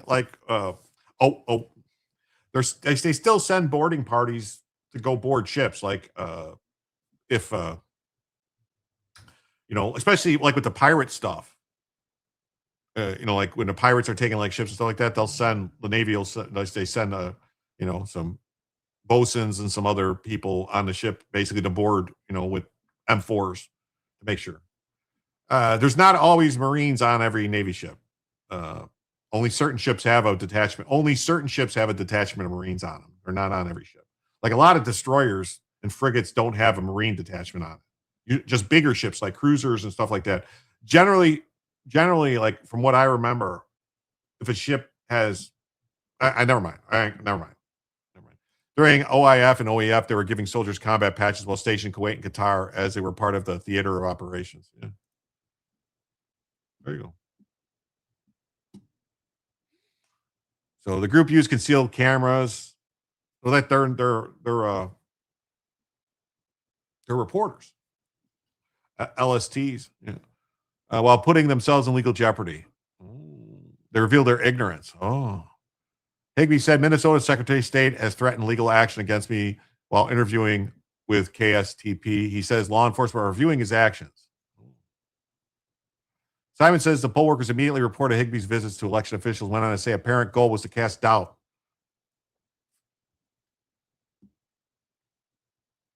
Didn't a Navy ship board a ship via helicopter in a strait a few months ago? Yeah, they do. They board sometimes they use helicopters, sometimes they'll use a skiff, a small boat, a dirigible, whatever you want to call it, like a semi-rigid.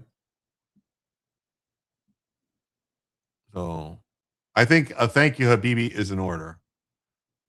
So Steve Simon, when we went to the election worker, said, you are the ID.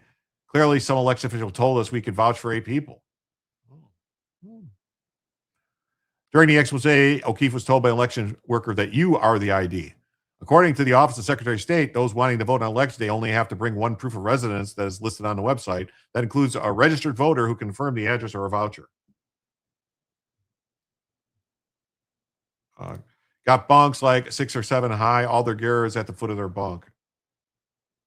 Carriers have some Marines on board. Well, yeah, carriers usually, aircraft carriers, bigger ships usually have Marines on board. Or, generally, if a ship has any nuclear weapons on it at all, or can. They'll have Marines on board.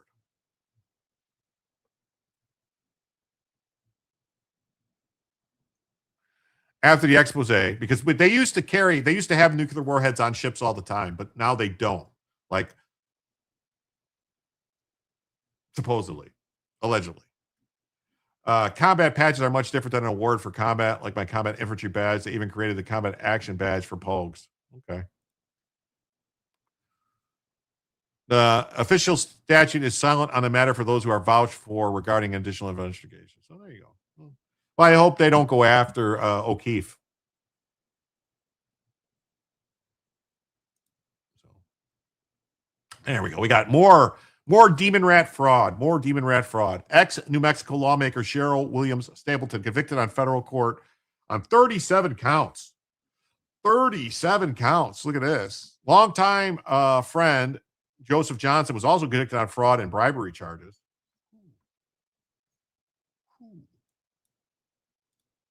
Action 7 News. We begin with breaking news. Well, that breaking news is guilty on all counts. Former state representative and Albuquerque Public Schools education director Cheryl Williams Stapleton has been convicted in federal court this morning.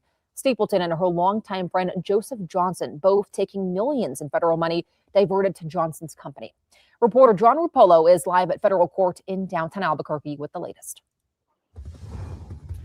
Yeah, Sasha, good afternoon. That jury deliberating for 2 full days before reaching this morning's verdict.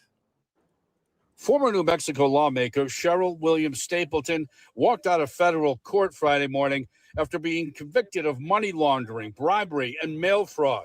Guilty on all 37 federal charges. Do you owe an apology to the public? Stapleton not responding to questions. According to the federal indictment, she conspired with longtime friend Joseph Johnson to steal millions in federal money. Prosecutors said Stapleton used her job at APS as an educational director to receive $1.2 million in kickbacks, while at the same time funneling a total of $3.2 million to Joseph Johnson's company called Robotics. Johnson's company had supplied a computer program to APS called CyberQuest to help students with math. Stapleton in charge of administering those funds. In return, prosecutors said Stapleton received blank checks from Johnson's company, which she used for personal use. Both Stapleton and Johnson received over $1 million from the scheme, according to prosecutors. Johnson's attorney said he had no idea checks were going to Stapleton. Mr. Johnson, do you have any comment on the charges? Johnson also had no comment. Stapleton's defense attorney acknowledged she took money, but argued she stole it privately from Johnson's company, not from taxpayers. Her lawyers talking to reporters after the verdict. Certainly, that was our strategy. That was our case. You know, she's not on trial for that theft. She's not on trial for, it wasn't what she was accused of here today in court. The jury saw it differently. All right, sentencing for both Stapleton and Johnson is set for sometime in November. We'll have more on this coming up at 6. We're live in downtown Albuquerque at the federal courthouse. John Rapolo, KOAT, Action 7 News.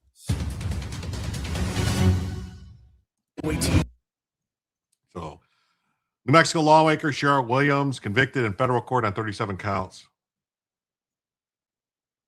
According to the indictment, she conspired with a longtime friend to steal millions in federal money. As the education director, she received $1.2 million in kickbacks while funneling a total of $3.2 million to Johnson's company, Robotics. Johnson's company supplied a computer program called CyberQuest. Prosecutors said they received a blank check from Johnson's company, which she used for personal expenses. Received over $1 million from the scheme. Stapleton's still facing state charges at district court. Prosecutors asked for both defendants to be detained until sentencing. The judge declined, saying they're not flight risk. Oh, so the judge said, no, we don't have to lock them up. Judge said, no, we don't have to lock them up. We don't have to lock them up. Why would we lock up these criminals? Look she didn't do nothing. She didn't do nothing. Why would we lock them up? Why would we lock them up? She didn't do nothing. So she didn't do nothing. Why would we lock them up? So jurors reached a verdict following a trial from testimony. We're very disappointed. Grand jury indicted Williams Stapleton, 69, more than 3 dozen counts. There you go. They only got her on 27. Only got her on 27. We got this story out of Ohio. A police union believes that the Akron mayor wants to fire the officer. I believe they did fire him to teach math. 2 + 2 = 1 million. Yeah, there you go. How did she walk out? The judge refused to take him into custody. So guilty and has time to report to prison. Must that be white privilege? Yeah, definitely white privilege. Something is up with the phone. What's wrong, Greg? You okay? Just peaked. 7 Ticonderoga's active, 14 sent to reserve. 37 counts. We don't pay a ticket, we get thrown under the jail. It's because it's our tax dollars. That's right. They don't care. So this officer supposedly got fired. Just call Sal's. Oh, better call Saul. It's all good, man. If you want your air conditioning stuff taken care of, you call Saul. 2 years after Akron police officer Devon Fields shot and killed 15-year-old Jasmine Tucker. Oh, here we go. Let's hear this. Wait, what? Emotion and spark questions. A Thanksgiving night tragedy in 2024. It continues to stir up emotion and spark questions in Akron to this day. It all relates to the controversial death of a teenager named Jasmine Tucker, who was shot by Akron police officer Devon Fields. While Fields was cleared by a grand jury, there is mounting uncertainty about whether or not he'll keep his job on the police force. Jasmine Tucker! Jasmine Tucker! This is Bob Jones in Akron. It's been nearly 2 years since 15-year-old Jasmine Tucker was shot and killed by an Akron police officer. Could that officer now be fired? The police union believes that's what the mayor wants to do. The president of the Akron Police Union, Brian Lucy, put out a statement that reads in part, Mayor Shamus Malik is trying to fire an Akron police officer an independent citizen grand jury cleared. The grand jury didn't give the mayor the answer he wanted. Lucy told me his comments were based on rumors that he believes will become reality. I've been doing this job long enough to look at something and I can tell when someone is being almost politically prosecuted or persecuted, and that's what's going on here. In November of 2024, Officer Devon Fields shot and killed Jasmine Tucker during a foot chase. Body camera video shows a rifle shake, and the 15-year-old was struck 3 times, including twice in the back. Officer Fields later told investigators he saw Jasmine reaching for his waistband before the shooting.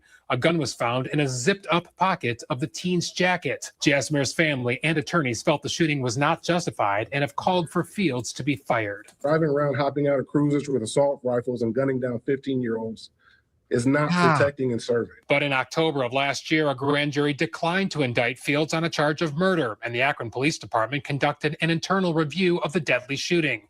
A spokesman for the mayor says on June 28th, 2 officers were presented with notices of disciplinary charges. Pre-disciplinary hearings were held on August 4th. Final charges have not been filed at this time, and the mayor will have more to share on this soon. And we are going to fight for Officer Fields and any other Akron police officer that comes to work and does their job exactly as they're trained to do so, and the city decides to throw them under the bus. National Police Procedure expert Tim Dimoff says internal police reviews to see if policies were followed can be lengthy, especially in a controversial case.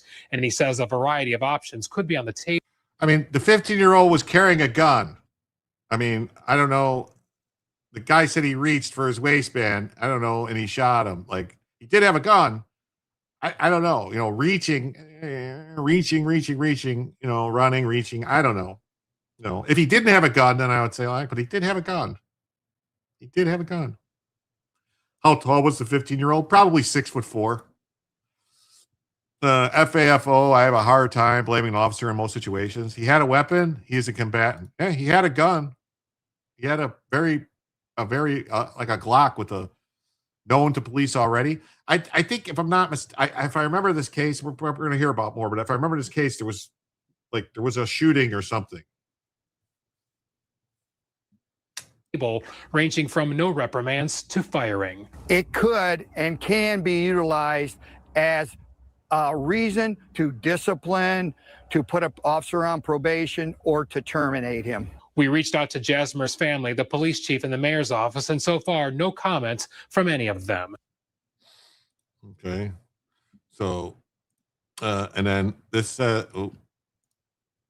It says Akron fires police officer involved in the shooting of Jasmir Tucker. Mayor Shamus Malik cited an 8-minute delay in providing medical aid and a separate criminal allegations decision to fire him. So they didn't fire him over the shooting. They said they didn't provide aid fast enough. The settlement is significant. Tonight, we have a major development in the case of 15-year-old Jasmir Tucker. And they settled. The settlement is significant, but it's not the value of all about Jasmir's money. life. There's no dollar amount that compensates a mother for losing.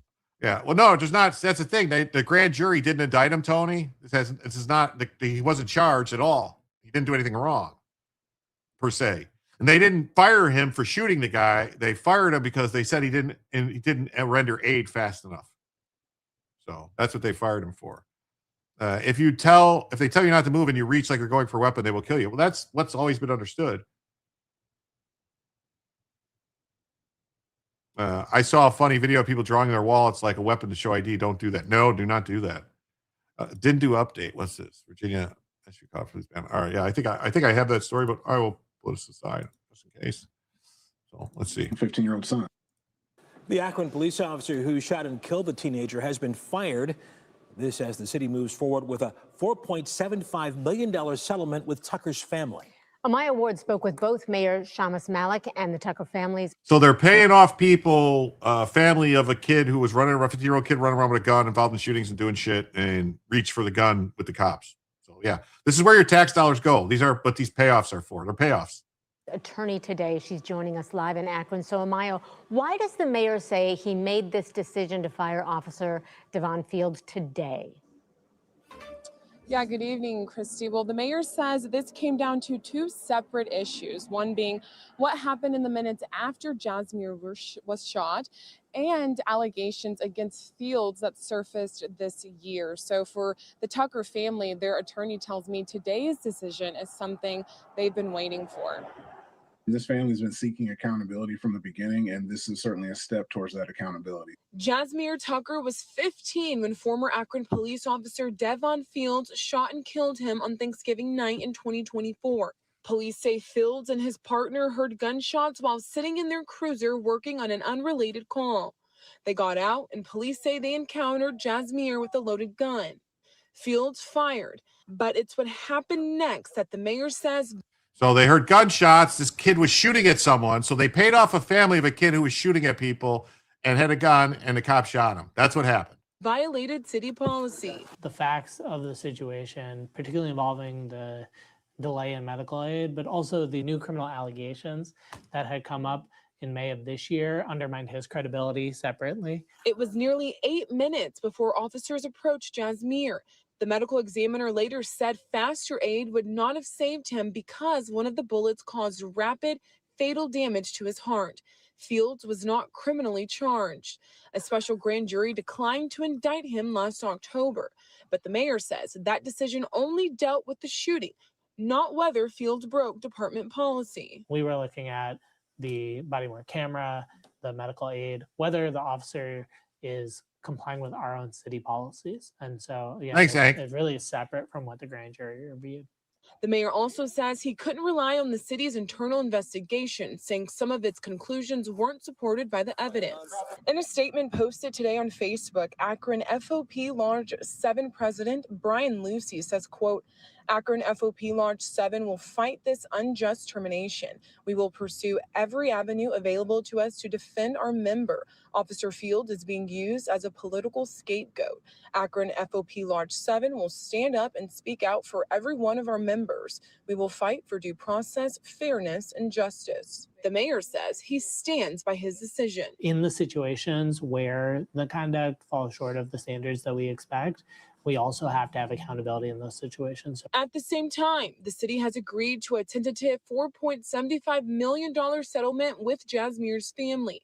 Their attorney says it gives them some accountability without years of more litigation. But yeah, so they can pay out the money. So they violated our medical aid policy. Oh, okay. Conduct was unbecoming the standards we expect of a sworn officer. Oh, there you go. Shamas Malik. So that's where you go. You bring in a foreigner who hates your country, And who wants to destroy it? This is what you get. Say, Akron fires police officer reaches $4.8 million settlement with team's family. See, look at this. Here's the picture. Look at the picture they use of him. Oh, look at there. Yeah, that's him. That's not that doesn't look like the picture we saw in the other video, does it? Oh, that's very weird. That's not the picture of him. Oh. Wow. Odd, right? Odd. Oh, whatever. This is crazy. This country was much better back in the days of how the West was won. Yeah. That's the Trayvon effect. Yeah, you get a picture of him, 4 or 5 years ago and use that. If I was a cop, I'd sue the city for $100 million. This is why cops are leaving liberal jurisdictions. I have a tough time trying to reintegrate in society. I feel like either things changed or I did. Things have changed, Tony, and you've changed too. But you've changed for the better. Society has changed for the worse. That's just the bottom line. Where's the one with his head tilted like a gangster? Yeah, right. Yeah, they show him as young as possible. Yeah, they would probably show him in a bassinet if they could get away with it. That's probably what they would do if they could get away with it. If they could get away with it. So the Navy considers carrier changes sought by President Trump. You wonder how many arrests he had already. Yeah, well, they won't tell you that, will they? The U.S. Navy is considering a major redesign of the future Ford-class aircraft carriers to more closely resemble Donald Trump's preferred look for warships, according to current and former U.S. officials. The Navy is evaluating whether to move the ship's multi-story command center, known as the Island, farther forward towards the middle of the carrier. Now, the change would make the Ford-class ships resemble older aircraft carriers, including those that served during World War II.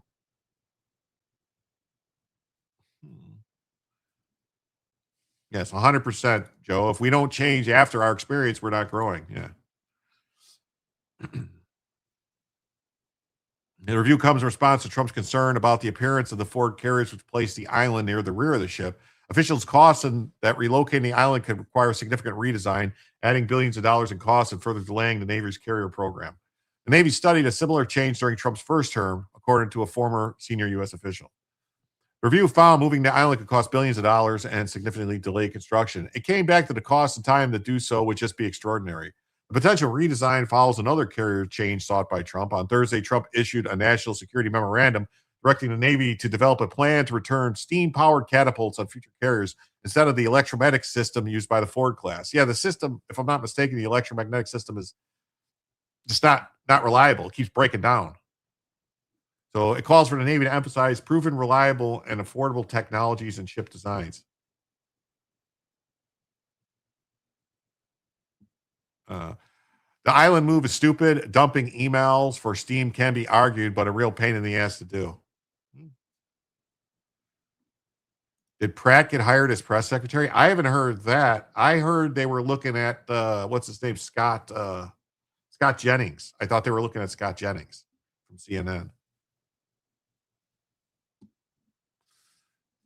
So the 3 Ford-class carriers are in various stages of development. The USS John F. Kennedy is undergoing sea trials, while the Enterprise and the Doris Miller are under construction. The lead ship in the class is already in service to Gerald Ford.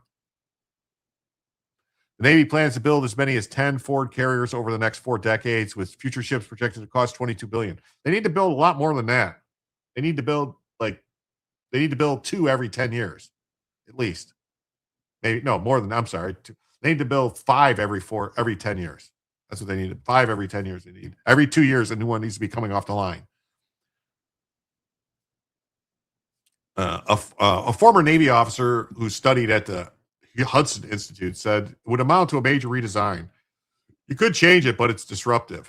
So the White House pointed to Trump's national security memorandum, which does not address moving the Island. Yeah, they're trying to make it about the Island, but it's really about the steam catapults, I think. Is this the country we were fighting for? I thought we were fighting for something better. I thought we were all fighting to make things better. When did we start allowing people to drag us down? We can't let people drag us down, Tony. We have to keep fighting for better and get stronger. Moving forward, always. Stronger, better, faster. They can rebuild it. $6 million man. Another U.S. official official familiar with changes to both the catapult and the island said the Navy is taking the proposal seriously despite concerns about delays. They'll have to gut stuff out to put steam cats in that puts them out of service for that time.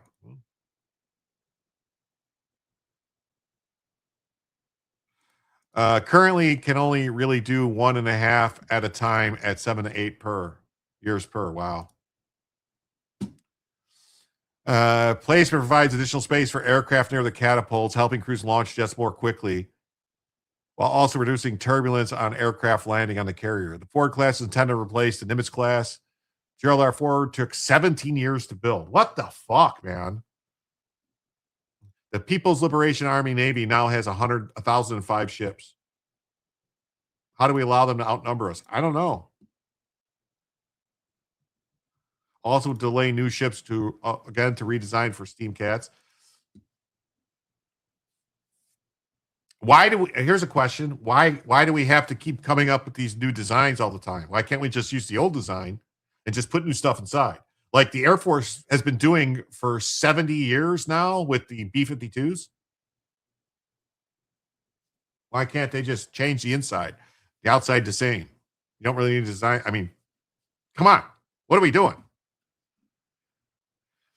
So the CBO estimates Trump's battleship could cost $275 billion over 30 years, $18 billion each.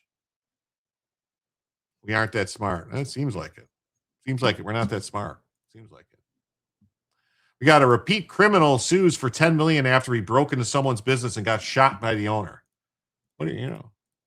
What do you know? You know.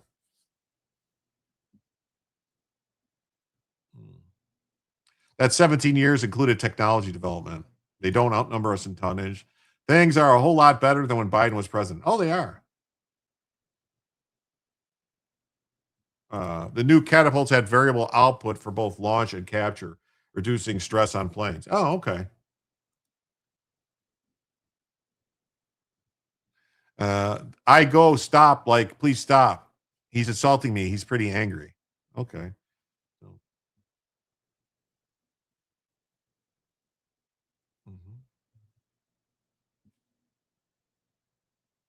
That's right. Yes. I am an American soldier. I'm a warrior, a member of a team. I serve the people of the United States and I live the Army values. I always place the mission first. I will never accept defeat. I will never quit. A homeless man in Oregon is suing Portland business owner for $10 million after he was shot 3 times while breaking into the man's business. Kenneth Boyles broke into a countertop fabrication business during the early morning hours of a cold day. He believed the business was empty and had broken in, hoping to find food and steal items. Once inside, he was confronted by the owner, James Grant. Grant immediately threw a cup of urine he happened to be carrying, threw towels towards him, then ran to retrieve a gun from the back room he had been living in.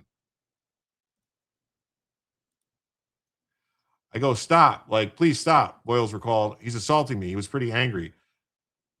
Boyles said he picked up a pair of bolt cutters because he hoped to cut a padlock and open the garage door to escape. So he didn't want to leave through the opening he had initially used to enter the building. As he was attempting to escape, Grant returned with the weapon and shot him 3 times. He has since argued that the business owner's response to the break-in was excessive. At one point, I turned back and looked at him like, what? And he goes, you're going to die. Grant told jurors a different story, however, saying he was unaware of Voiles had asked him to stop because he was not wearing his hearing aids. Grant said he pursued Voiles because he wanted him arrested for stealing from his business. Grant, who is 70 years old, said he feared that the 43-year-old would hurt him and that Voiles had lifted the bolt cutters above his head and moved in his direction. I said, get on the ground, get on the ground. And then he looked very agitated. It looked like he was getting ready to attack me, so I shot 3 times. My adrenaline was flowing to just protect myself.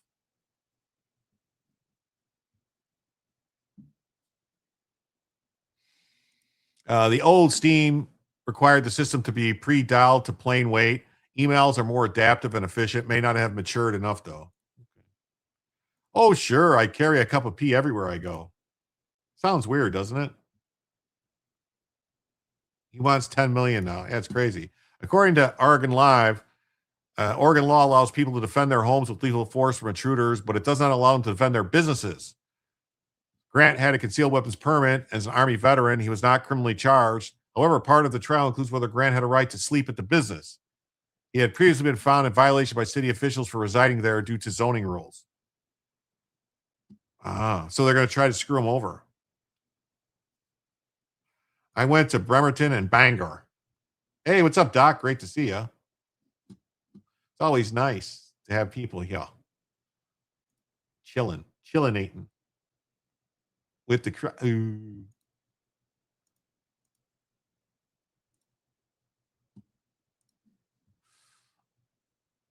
Boyles, however, faced criminal charges. He pled guilty. He pled no contest, was convicted of first-degree burglary of a dwelling and menacing. Grant's attorneys also said that Boyles had methamphetamine in his system at the time of the incident.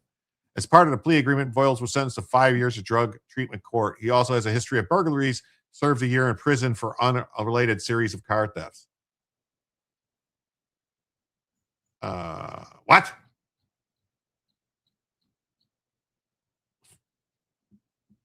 Suing. Yeah. You know, that's what a lot of people, I'm not giving legal advice in any way, shape, or form, so don't think that, but a lot of people say that if you get into a shooting, you don't want the person to survive because then they sue you, stuff like this. If they're dead, they can't sue you. I don't know, though. Just saying.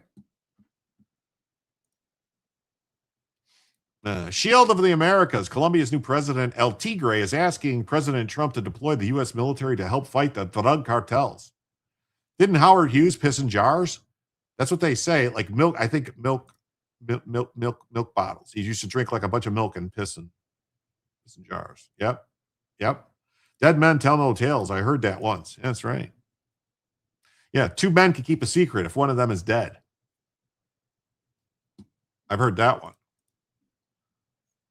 El Tigre. Colombia's new presidente, El Tigre de la Espriella, has asked President Donald J. Trump for U.S. military assistance to combat the drug traffickers in his countries. Apparently, their families can sue. Well, yeah, they can, but yes, play stupid games, win stupid prizes.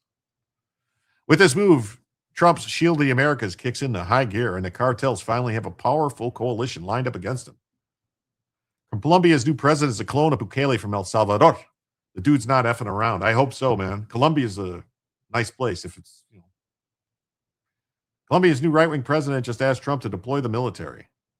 Son los pobres. Dios sabe que es así. Y por ellos me la voy a jugar. Por ellos me voy a hacer moler. Y por ellos voy a trabajar cada día de mi mandato.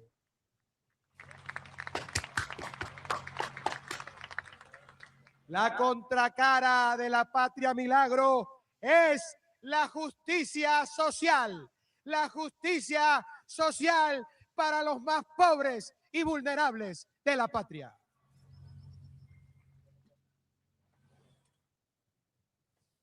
Compatriotas,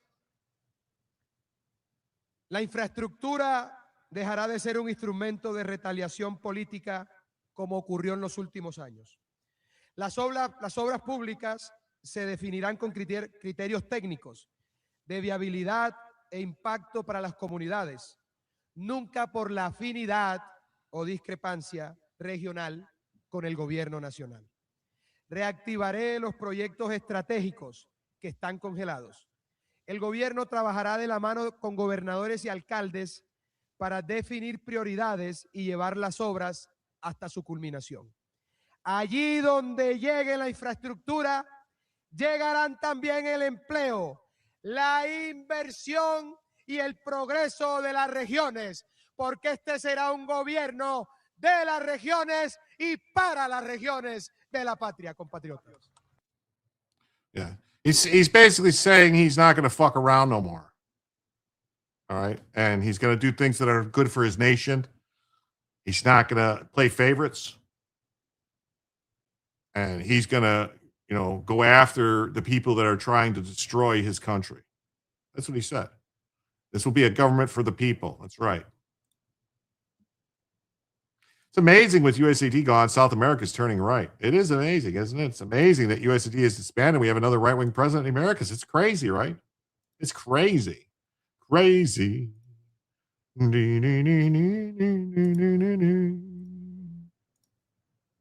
So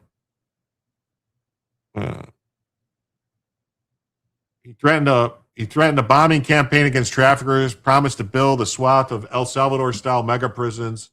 Colombia's already requested the Department of War join Colombia's fight. Days after being inaugurated, Colombia's new right-wing president has just authorized joint military operations to target cartels. Oh, wait. My bad. I'm also proud to announce that Colombia will join the ACCC, becoming the 19th member. And through the newly inaugurated president, as our president likes to say, President El Tigre, Colombia has already requested that the Department of War join Colombia in its fight against narco-terrorism. The president of Colombia. Military operations to destroy terrorists and terror networks. Thank you very much. Oh, this is Pete Hegseth. Aggressive. This is Pete Hegseth. The new Colombian president's rhetoric matches that of the Trump administration, which has designated some Latin American drug trafficking groups as terrorists. So that's good. Good news. Good news. We're going to go after them. Now look at this. What do you know? Federal prosecutors are investigating the political firm owned by the daughter of the crooked judge in Trump's hush money trial. You don't say. Judge Merchan? Oh, you don't say Judge Merchan?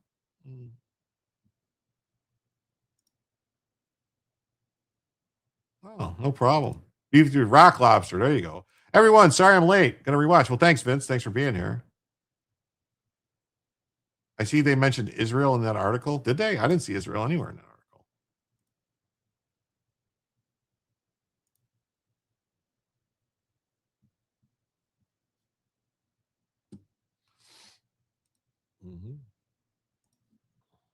Federal prosecutors are investigating the firm owned by the daughter of the crooked judge who oversaw President Trump's hush money trial. Juan Merchan, the far-left conflicted judge who oversaw the Manhattan District Attorney Alvin Scumbag Bragg, Stormy Daniels hush money trial.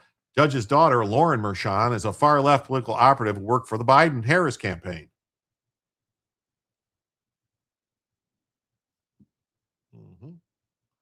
That's nuts. That's nuts.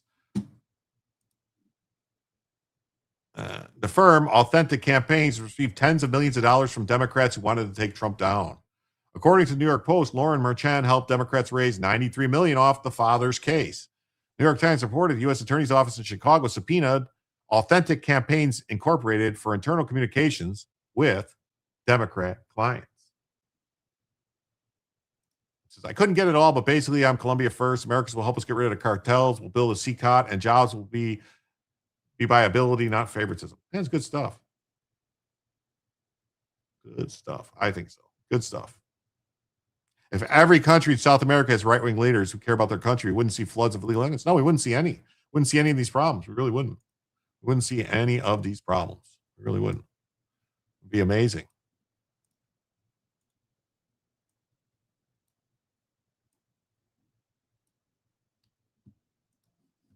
Subpoena asked for communications from the Biden-Harris campaigns, Kathy Hochul, and the DNC.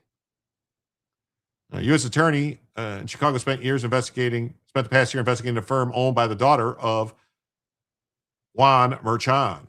America First Legal previously sued Judge Juan Merchan for financial disclosures amid reports his daughter's firm made tens of millions of dollars off the trial against Trump. Clearly, Justice Merchan's daughter and her clients stand to profit handsomely from lawfare. Judiciary Chairman Jim Jordan previously subpoenaed the company of Juan Merchan's daughter. Well, whatever happened with that? Oh, just like everything else with them, they just make a bunch of speeches and nothing ever happens. Nothing ever happens with them. That's how it goes. Nothing ever happens. Nothing ever happens. Hey, what do you know? The goal has expired on the YouTube. So I'm going to restart the goal for another hour right now. That's right. Hey, FFS Cast and our viewers joined. Thank you so much for the raid, guys. Greatly appreciate it. Please stick around. We're going to talk about some news. I'm going to restart a new goal for the second hour. Right now, I believe we are $95 away, I believe, from adding a second additional hour to the show. So if we hit this $95 in the next hour, we'll add another hour to the show. And then we'll just keep going. We can keep going all night. It's totally up to all you guys. Go as long as you guys want to go tonight. I am well rested. I got tons of stories. We're ready, willing, and able. Nicaragua still under Ortega, a communist friend of the girl in Mexico and the idiots in Cuba. Last three morons that need to go. And yes, that Mexican lady is a communist. Jim Jordan's Kabuki Theater. Yes, he is. We freed Cuba once already. We're ready to give Cuba back. We really give Cuba back again. No, we're not giving Cuba back to anybody. We're going to take Cuba. Take it. Take it. Take it. Take it. Take it. Okay. And, speaking of Cuba, this says the war in Cuba has already begun.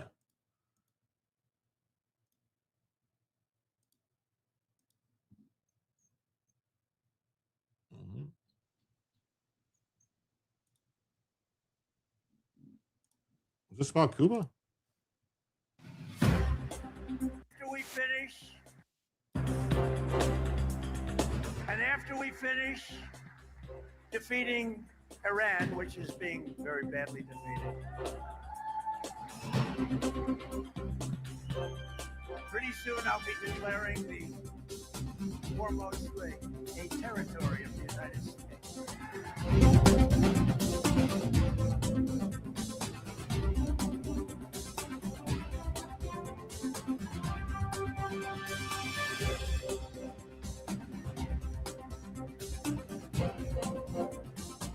All right, well, that's enough of that. So we'll do this. So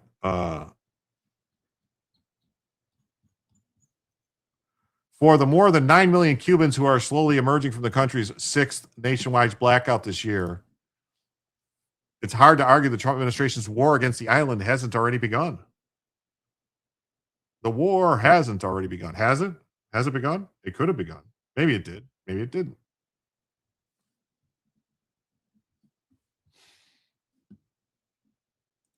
You got to love Trump, a territory. Yeah. Off topic. Is Lake Mead really drying up? Consequences, electricity, water gone. Yes, Lake Mead, they've had, if I'm not mistaken, they've had already lower, they've had already lower, like put new intakes in for the turbines and stuff like that, if I'm not mistaken, because the water level is way lower than they ever intended. And that's because I looked into it. What happened was when they did all the studies for the water flow, when they were deciding what water went where to which states got to take it, and even Mexico gets some of that water, if I'm not mistaken, it was based on a time when it was super high snowpack and a lot of water. So it was from the day they started dividing up the water where it went, they were giving out too much water. They found dead bodies in Mead. Yeah, they did. They did. I'm not well rested and having a sinking spell. My Benadryl's kicking in. Have a blessed night. Thank you, Not That Karen. Thanks for being here. Power may become an issue, but there's plenty of water for people. The problem is agriculture uses over 80% of the Colorado River water. Yeah, that's true. 7 months of a de facto naval blockade, sweeping secondary sanctions targeting foreign firms in Cuba, and threats of secondary tariffs against countries who dare to ship fuel to the island have wrought extraordinary damage into the nation's economy. Well, the island nation is going to have to pay. We could turn Cuba into the next Disneyland. Any news on Iran? I don't have any lined up. Yeah. The new water allocations were ridiculous in the 30s when they did it, but California got its way. Sound familiar? Yeah. Well, what I'm saying is the measurements, like when they were checking how much water was coming in, like getting added to the system every year from snowpack and stuff. It was very high numbers. Like it was a very wet, like several years.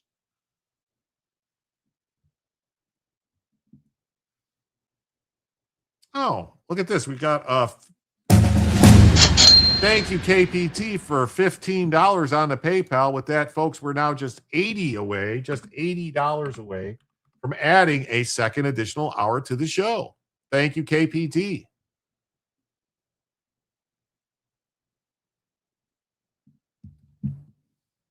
Hospitals are running on fumes, food is rotting in ports, and refrigerators, transportation is grinding to a halt. Most Cubans believe that things will only get worse before they improve. Well, there's a way they could fix it. As pundits debate whether Cuba will be Trump's next target, the United States economic siege is already indiscriminately punishing the Cuban people just as much, if not more. An ill-advised military operation would. No, I don't think so. It'd be over quick. Over quick. It'd be over quick. I think so.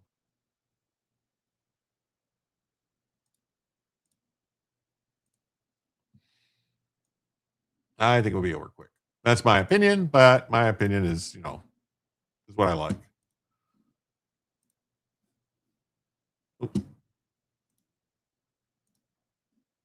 So the War Powers resolution currently waiting for action in the Senate is perhaps lawmakers' best chance to bring the slow motion disaster to a halt. We will see.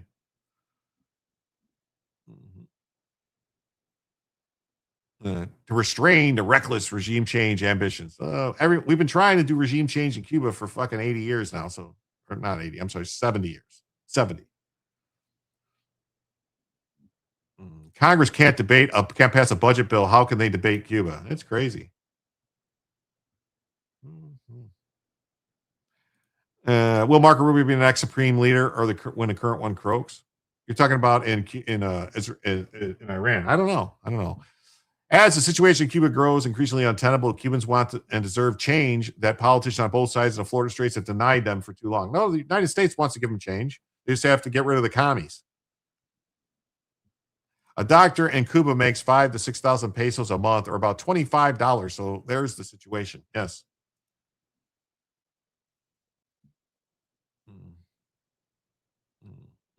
But unauthorized U.S. military action, however targeted or limited, would only push that change. Unauthorized by who? The president can authorize it himself. The Senate's Cuba War Power Resolution, introduced by Tim Kaine and Adam Schiff and Ruben Gallego. Oh, what do you know? Similar to the one that failed in April, is a common sense tool to constrain further adventurism. That's whatever. So, a Democrat leadership avoids voting on a concurrent initiative in the House to protect vulnerable Florida members. According to my source, the pending vote in the Senate may be among the last opportunities for Congress to reassert its authority. In recent weeks, administration officials have used inflated, outdated arguments to manufacture consent for military aggression in Cuba. A recent allegation by Marco Rubio that Cuba poses an extraordinary or imminent threat to the U.S. national security come on the heels of a flurry of leaks and opaque reports on everything Russian, Chinese bases, and Iranian drone persons. I mean, we already know that the Cubans are training these people doing these shit in the United States. All this Antifa stuff, the fucking, queer, whatever, Salt Lake City queers, armed queers, all this shit, armed queers in Salt Lake City, wherever it is, and the other stuff, the communists, the DSA, all this shit is coming out of Cuba. If we were communists, no one would be fat. Well, there would be some fat people, the people on the committees would be fat. There was fat people in the Soviet Union. They were just on the Communist Party committee. So the U.S. has ramped up reconnaissance flights around Cuba, dispatched scores of new intelligence agents, drawn up plans to send the 101st Airborne, and issued a criminal indictment against Raul Castro. Yes, most of us would be dead. Yeah. Bella's dreaming. I saw a report of serious fuel shortages in Iran, gas lines up to 10 hours. That's what I saw, 10-hour gas lines for 10 liters. Cuba's intelligence service surely hit above its weight. It by no means the influence and espionage superpowers that Rubio claims it is. Oh, okay. Who wrote this? Who fucking wrote this? Let me see who wrote this.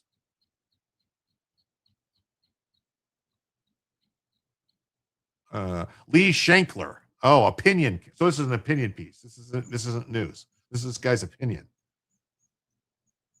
What's the point of voting on a Cuban resolution to keep the regime in power? It's because you got the commies the Democrats, what was her face? We showed it yesterday. Jayapal, that was there smiling oh, I love you to the dictator in Cuba. Yeah, the mayor of Los Angeles used to train in Cuba with the adult version of the Pioneros, which I remember their actual name. Yeah. Communism, make America starve again. There you go. The Hill is just right of CNN. You love the tablecloth shirt. Well, thank you. So let's see here. Regardless of Havana's attempts to cultivate sympathizers in the U.S., year one, the guy writing this is a sympathizer, probably getting paid by Cuba. So whatever. They want a negotiated bilateral solution to current crisis. Fuck you. Diplomatic efforts. We've tried diplomacy. Now it's time to beat the shit out of them. That's my opinion. It's our own making. It's our fault that Cuba is communist. This fucking guy, Lee Shankler. Fuck you, Lee Shankler. You're an asshole. The Dems love the commies. Yeah, they do. This guy's an asshole. It's our fault that they're commies. Oh, okay. Trump-hating demon rat Eugene Vindman gets in a shouting match with trans constituents and storms out of an event. Oh, you love it when they eat themselves. Eugene Vindman, the Trump-hating House member from Virginia who basically ran on the issue of impeachment, recently held a meeting with some trans demon rats that devolved into a shouting match. Yeah, Cuba can be taken over in less than 6 hours. Oh, yeah. Fast. Let's hear it. Look at Vindman. No, Vindman said, moving toward the man. You can't fucking talk to me that way. Vindman then walked out shouting no when one constituent asked if they could ask more questions. What do you know? The IRGC fat cats don't miss many meals. No, they don't miss many. Vindman came to a predominantly Republican Virginia county Tuesday night, expecting to tell local Democrats why they need to help him win re-election and put their party back in control of Congress. Instead, the first-term demon rat spent much of his time defending himself to trans members. At least 2 trans people, and one of the 3 transes, I don't know. They call the embargo of Cuba a blockade, saying they don't have the bare necessity because of the U.S. It's hilarious. Oh, well. Congressman need to shut up and listen. Oh, Vindman said, shut the fuck up. You're attacking me. No, you're attacking me. Fuck you. You can't talk to me. No, you can't talk to me like that. Shortly after, the campaign spokesman contacted the advocate seeking an opportunity to discuss what happened. Vindman sent the advocate a statement. A black woman told Vindman, if you don't want to listen to your constituents, then we're really just going to get another Republican. I don't think so. You're walking away, but I'm Jewish and I'm an immigrant, man. Oh, I'm Jewish. I'm an immigrant, so listen to me. If you ever know how bad communism was, ask an Eastern European or Cuban. Mila Kunis talks about how bad the Soviet Ukraine was. Yeah. Have you seen the James O'Keefe, Minnesota video? Yep, we covered it earlier. It's awful when liberals fight each other, isn't it? Just awful. It's just awful. Look at this. Even the DSA members just can't bring themselves to admit that Cuba is a dictatorship. They try to butt Trump it. Yeah, look at this fucking clowns. During a recent conversation with Jorge Ramos, real scumbag, Jorge Ramos, uber scumbag, what would Cuba do if 100,000 of our troops came ashore? Shit their pants, literally.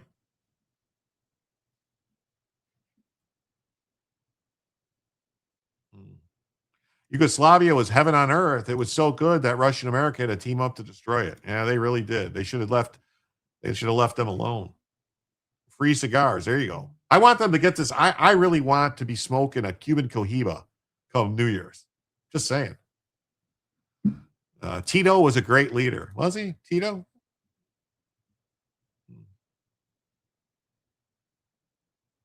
Jayapal is Piattle. Yeah, she is. So the DSA stirred to a stuttering mess when asked a simple question about whether Cuba is a dictatorship.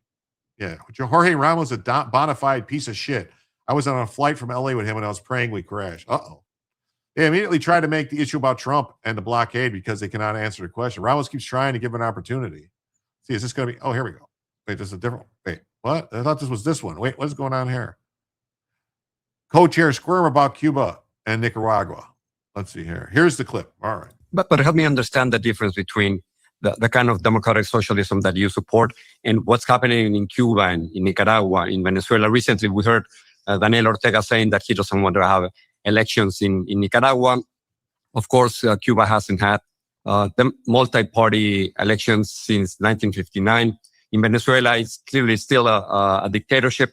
So what's your relationship with these countries? Do you believe that Cuba, Venezuela, Nicaragua, that they are dictatorships? For us, expanding democracy, the small d democratic part of democratic socialism is core to what we stand for and what our vision for the world. We want to expand democracy in the electoral system. We want to expand democracy in our workplaces through labor unions and in our communities. So that's a core part of what we're doing. And that's what we're also very aware of our responsibility within the United States to influence U.S. policy. So when we're thinking about other countries, we want to expand democracy everywhere. Is Cuba a dictatorship for you? I think in the United States, it's hard for us to judge other countries being dictatorships when we have Donald Trump as president. When basic voting rights are under attack in the U.S., validated by the Supreme Court just a few months ago, I think we have a lot of work to do in the United States to make sure we have a democracy. Let me go back to Cuba. Do you think Cuba is a dictatorship? But there are things that the Cuban people themselves would want to change in their own system, but it's hard to do that when the blockade is such a severe. It's strangling their economy, and this is U.S. policy to make the economy scream. This is stated U.S. policy to put economic pressure on people, so to support regime change for business interests in the United States. I understand, but maybe your hesitancy in Megan. I don't know if you want to. I can jump in. So I've been to Cuba 3 times. I was not talking to people who were like, you know, big advocates of the Cuban government. But they did say the issue is the blockade. The issue is the blockade. Get rid of the blockade. We'll figure it out from there. And that was, you know, just to a person, that was the thing that people were saying. And I, you know, take that to heart. Yeah, but yeah, I'll say. But clearly, since 1959, they haven't had multi-party elections. There's censorship, political prisoners. So they have no democracy. But these people, that's what they want. They want to take power and then not have any elections here. They want to have committees that decide who the judges are. They don't want a president. They don't want a Senate. They want them to decide who's in charge of everything. They want no elections. They just want to pick people. They want to have everything by a committee. They're fucking communists. These people are all fucking communists. So capitalist America has to bail out communist Cuba. Make it make sense. Yeah, these people are all fucking communists. I think it's important, Megan, just to make the distinction between what you want and what the Cuban government is. I mean, Jorge, you fucking retard. They want what the Cuban government is here. They're lying to you and playing fucking word games. Listen to what they say. What's on their platform? They want to seize the means of production. What the fuck is that? Do you? Let me insist on this. It'll be the last time. Do you believe that Cuba is a dictatorship, Megan? I believe that Cubans have access to their democracy in a way that we do not. So Cubans have access to their democracy in ways we don't. So they don't have fucking elections in Cuba, but they have a democracy according to these people. They are all fucking communists. Holy shit, their democracy. Yeah, Cuba. What democracy does Cuba have? Their truth. This is fucking ridiculous. Like anybody that doesn't realize it, anybody that is aligning, any Democrats now are communists. That's it. Democrats, this is you Democrats. These are your people, Big Tent Democrats. Anyone who votes for Democrats now is an enemy to the United States of America. That's it.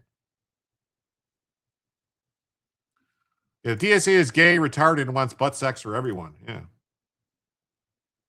I think they are idiots. They couldn't define democracy. Yeah. They don't have a democracy. No. For example, I think the Families Code was just sort of an incredible demonstration of popular democracy. And also, no, they don't have multi-party elections, which is a real problem. I also think we don't have access to our Constitution in ways that are really problematic. We're on like 50 years of the ERA not being passed. 50 years. It's been since the 70s. For instance, Megan, you say that there are sort of democratic movements within Cuba, which perhaps there were in the 60s and the 70s and sort of at the beginning of the rise of the revolution. I think it's very hard to some Latinos to understand that. So I think I just wanted to sort of clarify. That's why for us as a podcast, it's super important for our listeners to understand where you all draw the lines. They draw the lines and they want communism in the U.S. That's what they want. They're fucking communists. Wake up, America. The Democrats are communists. The DSA is the Democrats. That's all the strength and power and motivation of the Democrats now are communists. The platform, their platform is seize the means of production, abolish the Senate, abolish the president. They're going to have a committee pick who runs the country. The fuck is that? They'll outlaw immediately any parties. They'll say you can't be a Republican anymore. Oh, you can only be one party. That's what they'll do. That's who they are. They'll start. Look at what Look at what the commie Mandami's doing in New York, trying to attack. Oh, you got a house? We're going to take your 5% of the value of your house every year. We're going to take it. What? When it comes to what you consider a true and flourishing democratic socialist movement, and one that perhaps failed. Now, perhaps the Cuban Revolution that sure had maybe a lot of promise, but turned into, at least in my opinion, and I believe obviously my dad's opinion, a form of authoritarianism that is of course exacerbated by American imperialism. But I think for us, once again, to give you guys an opportunity to Oh, this one's talking about American imperialism. Even the people are going to get it. They don't realize you're making the same fucking arguments, you dummies. They're going to eat you first because you're too stupid to protect yourself. to draw the line between what is a democracy and what is not. You can do it, and if not, we can keep going. It was part of the conversation in which I felt that they didn't go beyond what I had expected. I completely agree, and I want to be fair. I completely stand by that, and I think. Yeah, these people, I'm sorry, we make these people look bad. We want them to have power to take control. We didn't realize that they're communists, but we don't care because we're communists too, but we don't want anyone to know we're communists. Look, I think they're doing something that this generation is doing, and it is a good thing, right? Which is when you talk about these dictatorships, which they are, and they're starting the conversation by pointing to American imperialism. Oh, okay. So America's a dictatorship. They're saying America's a dictatorship. Okay. All right. Wow. Wow. Nobody from the other side should have a voice in this conversation. This is crazy. How do these fucking people get this stupid? I don't know. I don't get it. I'm done. I'm done with those. But yeah, that's it. They're all fucking communist people. They're all communists. All communists. Invaders turn Sweat the Beach into a slum with shacks made from straw and cardboard and hold fight clubs on the water. Wow. Wow, you ain't kidding. Wow. Wow.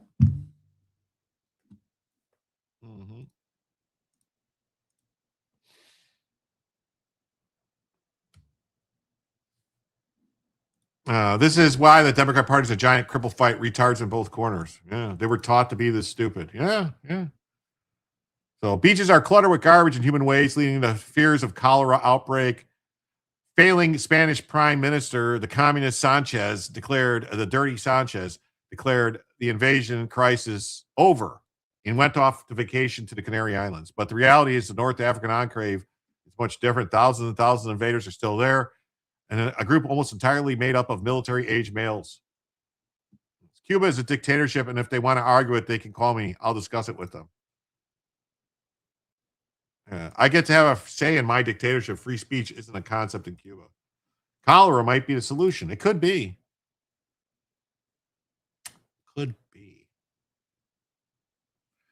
Thousands of legal migrants, invaders, let's just call them thousands of invaders, are living on the beach in shacks made of straw. Emergency.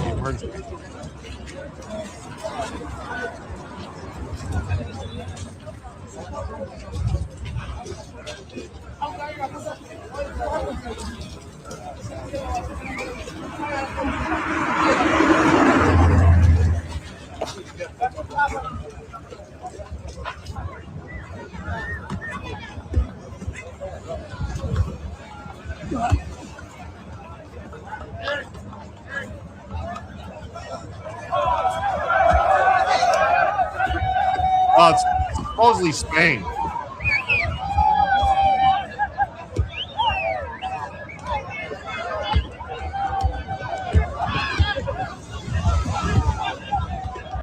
This is in Ceuta, Spain. This is the Spanish invasion that they said it was over. The Spanish prime minister, president, whoever the fuck he is, said, "Oh, it's all over. I'm going on vacation." They all left. They went home.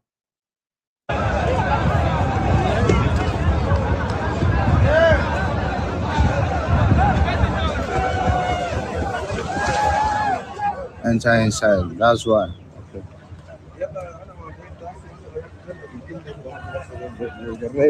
Doesn't look like they plan on leaving. Looks like they plan on staying. They just took over.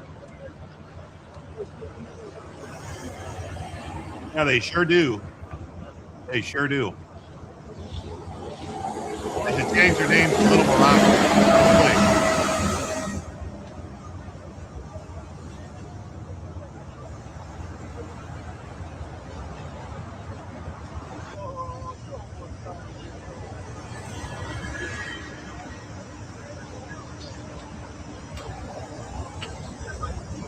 another wave incoming. Yeah.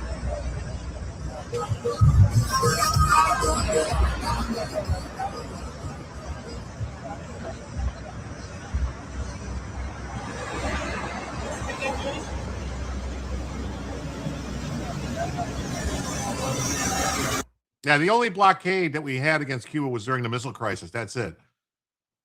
There's no blockade. You know, humanitarian aid can still go into Cuba.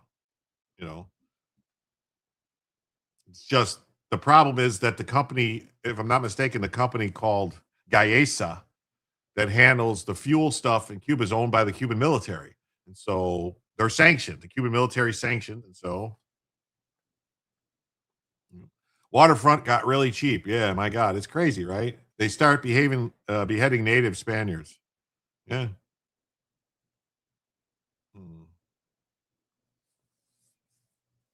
Yeah. The embargo, people are wiser and fed up with that bullshit, but our local communists keep repeating crap from 1963. Gaesa, yeah, Gaesa. It's that's who's basically making all the money, so it's a problem. You know, health authorities are sounding an alarm. Their beaches are starting to look like military camps with Moroccan migrants building makeshift shelters.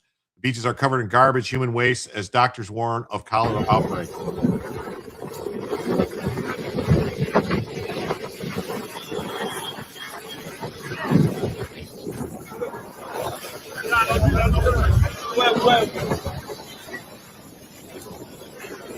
This is Spanistan. Crazy.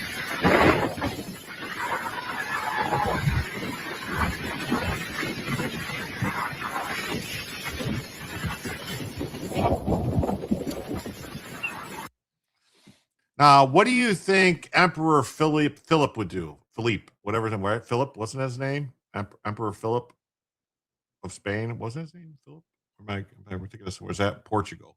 Anyway, what do you think back, a couple hundred years ago, the Emperor of Spain or the King of Spain, whatever it was, King's Emperor, whatever. I think it wasn't at one point in time, Spain was led by the Holy Roman Emperor of Spain, right? What do you think he would do? These people would have all gone away. Spain won't be speaking Spanish for long. That's right. They're going to be going Alu Akbar. They're going to say, Aloha snack bar. Who's feeding the people? Yeah. They're going to start eating them. They swim now. Yeah, it's amazing, right? The Holy Roman Emperor. That's right. Right? Philip, wasn't his name? Was it Philip? Right. They floated over with all the crap. They sure did. Mm-hmm. They're having cage fights. Look at this. They're having cage fights. Oh. No more hola. They'll say turka turka. Turka turka. Aim to the left, communists. Yes, they did. Chase them back into the water. Wow, look at that. How the fight over, and then they just look at this. These two guys are fighting, and then all of a sudden they all jump on the guy and kill him. Look at that. Because they're you see how they do that? They just all jumped on that guy and killed him because he wasn't as dark as the other ones. We need to invite Pedro Sanchez to see these Olympics and have him have a world again. Migrants live on the beach and form wrestling and fighting competitions.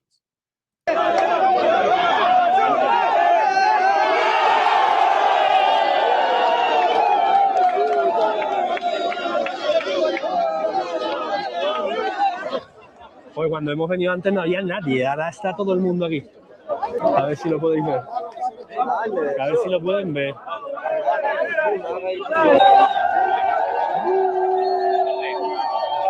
Hey, you see all the women? Yeah, and then they just attacked the winner. They attacked Nick Shirley. They did all types of stuff. It's crazy. It's a James Talrico campaign rally features merchandise promoting Antifa. Wow, he's promoting a terrorist organization. Wow. Interesting. So James Talrico, the bizarre demon rat who claims to be a Christian, recently held a campaign rally in Killeen. People shared images of merchandise for sale, which promoted the radical far-left group Antifa.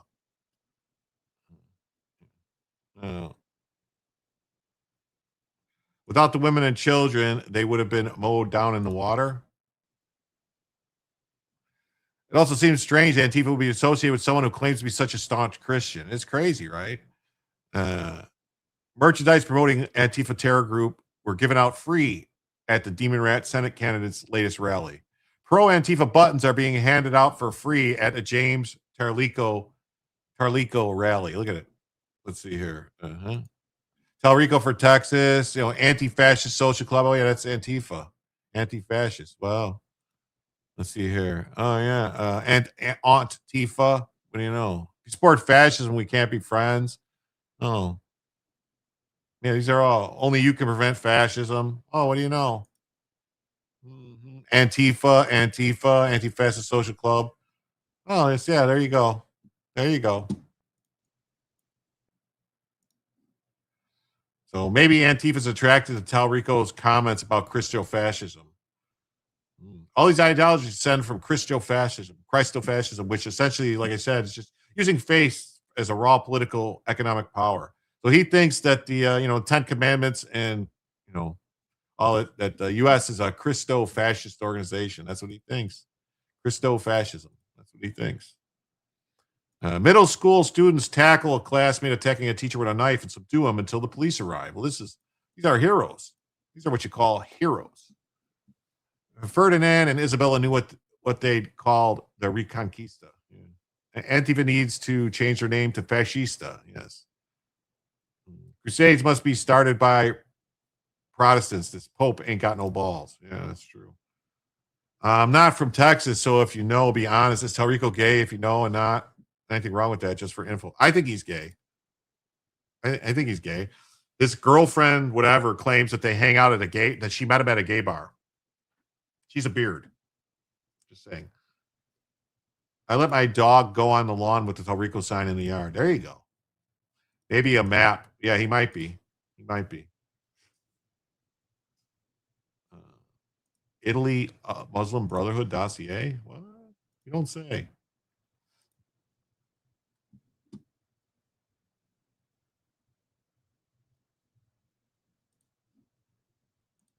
Oh, Bella took a walk. I'm going to have to fix the camera here.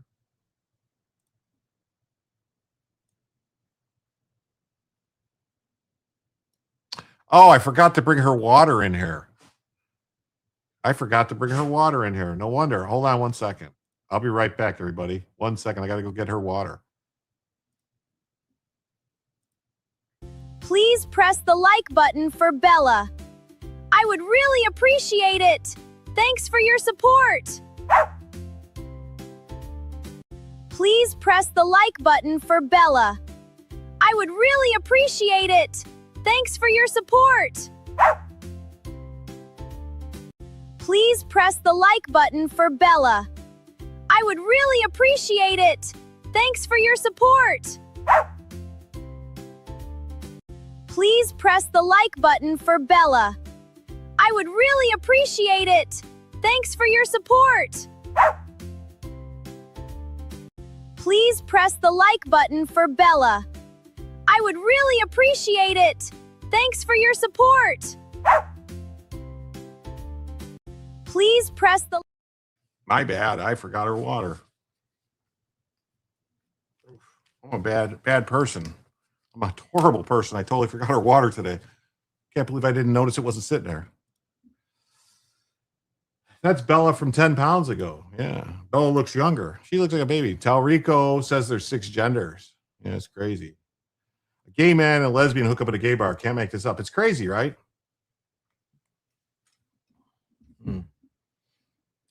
He does this because he can't publicly support trans Tifa. Yeah, well, it happens. A group of middle school students at Jonesville Middle School in Virginia sprang into action recently when one of their classmates attacked a teacher with a knife. Bella has a waist. I'm terrible person. 7th graders tackle knife-wielding student who attacked teacher. Wow, it's crazy.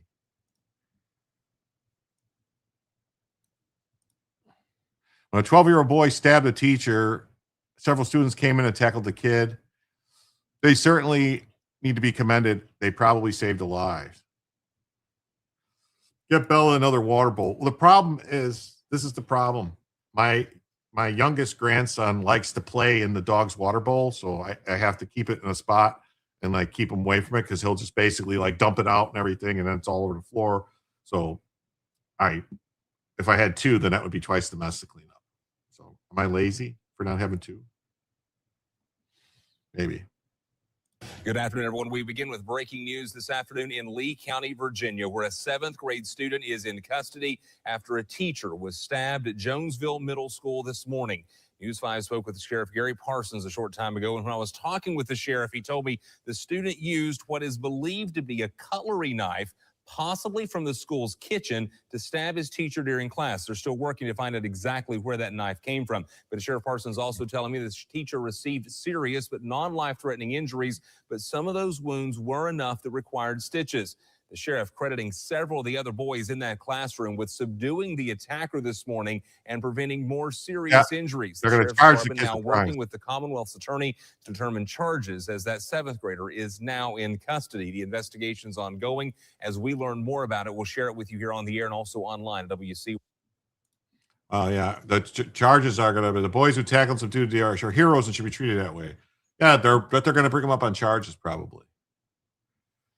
Illegal alien from Colombia sentenced to prison for using stolen identity to vote in U.S. elections. Wait, they said this never happens. They told me this never happens. They said illegal aliens don't vote. Trained the kid at making his job to give Bella water. Well, it's not a bad idea. The older one does give her water and feed her, but the problem is he tries to feed her multiple times a day. I'm like, no, she only eats once a day. 6th to 8th grade, 12 to 15 years old. It's crazy. So another illegal alien was caught voting in U.S. elections. An illegal alien from Colombia was sentenced to federal prison for using a stolen identity and voting in U.S. elections. 55-year-old Carlos Felipe Jaramillo Gajiles illegally entered the U.S., been living here for decades. It's not certain when or where he entered. He eventually acquired a driver's license in 2003 after he stole an American citizen's identity. Yeah, but they said this doesn't happen. They said they're here not breaking any laws, remember? Yes, other students stopped the kids. Yeah, it's good for them. Sweet daydreams. Hey, what's up? Love you. Thanks for being here. Illegal alien's been sentenced to federal prison after pleading guilty to immigration and identity crimes. Homeland Security just provided Border Hawk with the details. He came in at an unknown time. He obtained a driver's license in 2003. Stole someone's identity. Yeah. Probably stealing benefits and other shit. Tax problems and all types of stuff. He used the license along with a Puerto Rican birth certificate in the name of the same citizen to apply for a passport. In 2010, he used a stolen ID to register to vote in Florida. He claimed to be a U.S. citizen and was born in Puerto Rico. After he received approval, he voted in numerous elections. Bella eats more than once a day. Once a day is all she's supposed to eat. The youngest, smallest in the house, should feed the dog. It keeps the dog knowing who they are lesser than everyone. Okay. Well, the youngest one is too young to do, like, he's not, he's 18 months old. He's not feeding the dog. He barely feeds him, can't even feed himself, really. Still feeding him. So he eventually used a stolen ID to marry a woman who came into the U.S. on a visitor visa. In 2017, she became a naturalized citizen. The couple divorced in 2020. He went back to Colombia in 2024. His former wife eventually went to Colombia to be with them. He used his real identity to apply for a K-1 visa. After it was approved, they both moved back to the U.S. and got remarried and applied for permanent residency.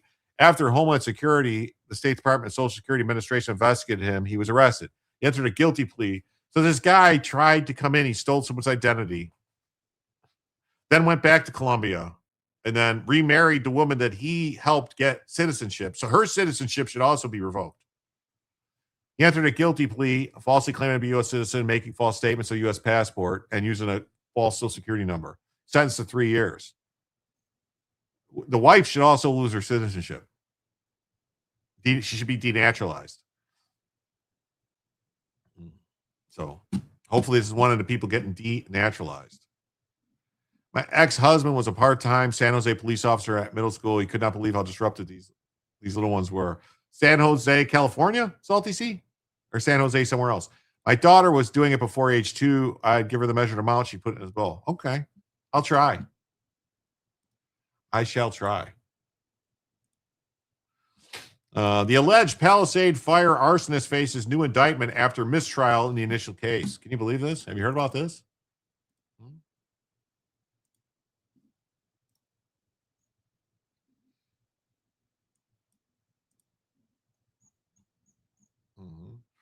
They filed a revised indictment and dropped one of the 3 felony counts. Rendernecht is accused of intentionally starting the Lockman fire. Federal prosecutors built a case around cell phone records and surveillance video. So let's see. Here's a local news thing. Maybe they'll have an actual thing on it that we can. Charges against a man accused of starting the fire that turned into the Palisades wildfire have been revised ahead of a new trial. KTLA's Eric Spillman is in Pacific Palisades with the details on that, as well as the latest on the community's recovery. Eric, good morning. Yes, good morning. We'll get to the recovery in just a second. First of all, I want to tell you that federal prosecutors are going to take another crack at Jonathan Rendernecht. He's the former Uber driver who's accused of setting a fire here in the Palisades on January 1st, 2025, a fire that smoldered underground for several days and ultimately became the destructive Palisades fire. Now, yesterday, prosecutors filed an indictment, a new indictment against Rendernecht. It narrows the case against him. This time he's facing just 2 felony counts. The first one accusing him of setting the Lockman fire just after midnight on January 1st, 2025 on a hiking trail above the Palisades. The second count alleges he caused the destruction that followed when the Lockman fire reignited as the catastrophic Palisades fire a few days later. It wiped out 6,000 homes and other structures. Now, in June, during the first trial, a jury was not able to reach a verdict. Prosecutors argued that Rendernecht set the fire because he was frustrated with his place in society and angry at wealthy people. But his lawyer told the jury all the evidence was circumstantial and that there was no proof that Rendernecht started the blaze. The jury deadlocked 10-2 in favor of acquittal. Rendernecht is due in court on these new charges next week. Now, 20 months after the Palisades fire, the Palisades Village Shopping Center is set to reopen tomorrow. It's a big step in this community's recovery. The shopping district did not burn during the fire, but it did suffer smoke damage. Owner Rick Caruso poured $100 million into renovating this place. Returning businesses include restaurants like Porta Via and Angelini and stores like Buck Mason and Lumi's Toys. I spoke to a woman here early this morning who says she is one of just 500. Wow. What happened? Got paused? Did I lose my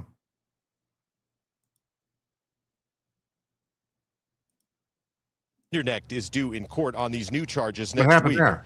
Now, We 20 started months fire incident, after her the fire incident by Palisades client. fire, It's crazy, the right? Palisades Village Shopping Center is set to reopen tomorrow. It's a big step in this community's recovery.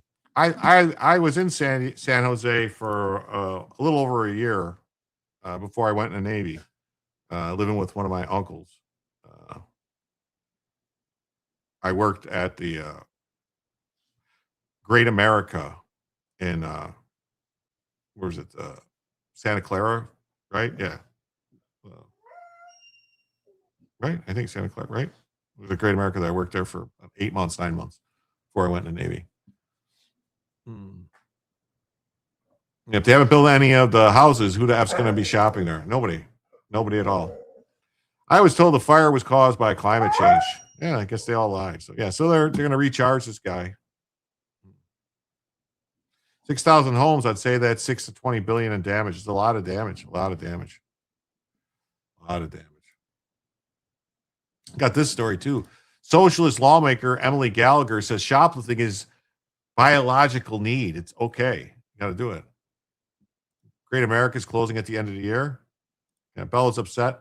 Yeah, I think she might have to go outside, but I'm trying to hold off until we get to the end of the show. We're close.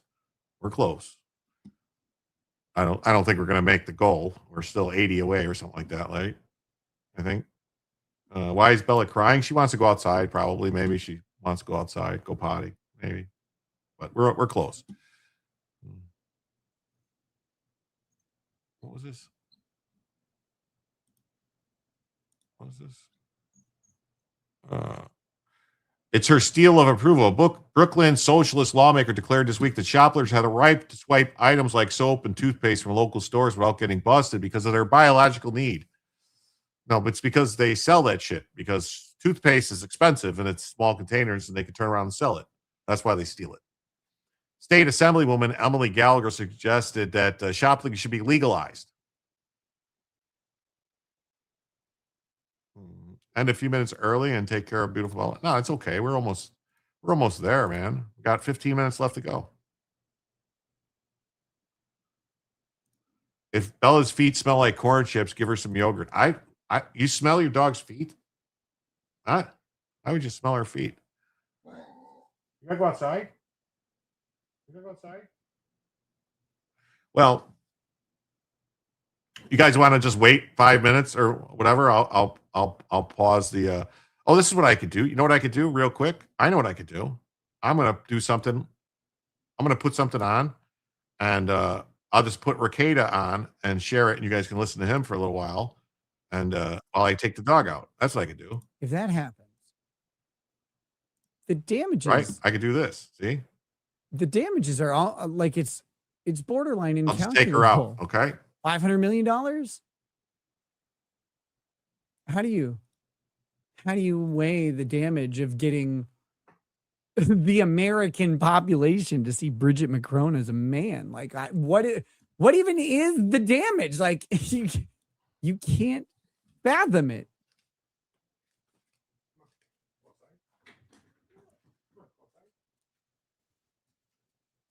I can see the porn you're watching on the other screen reflected in your glasses. Yes, it's true.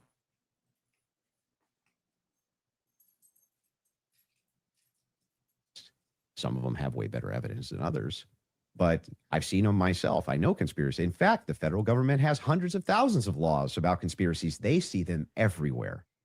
We both know this, right? That's never what the problem is. The problem is when you make claims outside of, well, wait a second. I'm just questioning evidence here. I'm just questioning what the state's case is here. I'm just asking questions.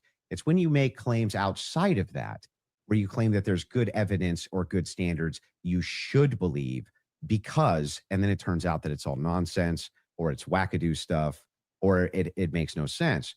And when we have a chance to cross-examine your evidence that you've presented, I'm going to show a lot of that.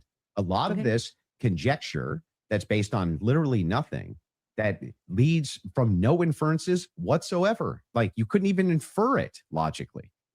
That's the problem. The problem has never been. He's right, of course.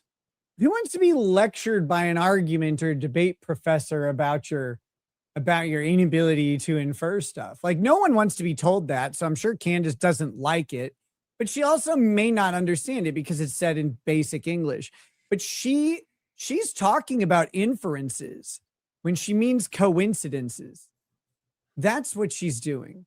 She does not understand the concept of an inference. She doesn't know that the thing that you're inferring from the evidence has to be logically or rationally related to the evidence. It has to be related to the evidence for you to draw the inference. Otherwise, it's just a speculative co-occurrence. She doesn't know. Patty Leather says, Andrew tried to make it a logic test. Candace had actual evidence. What evidence does Candace have? Right. I've seen none. That wasn't whether even or 5 not minutes. you just said, there's not enough in this case so far until we get to the trial.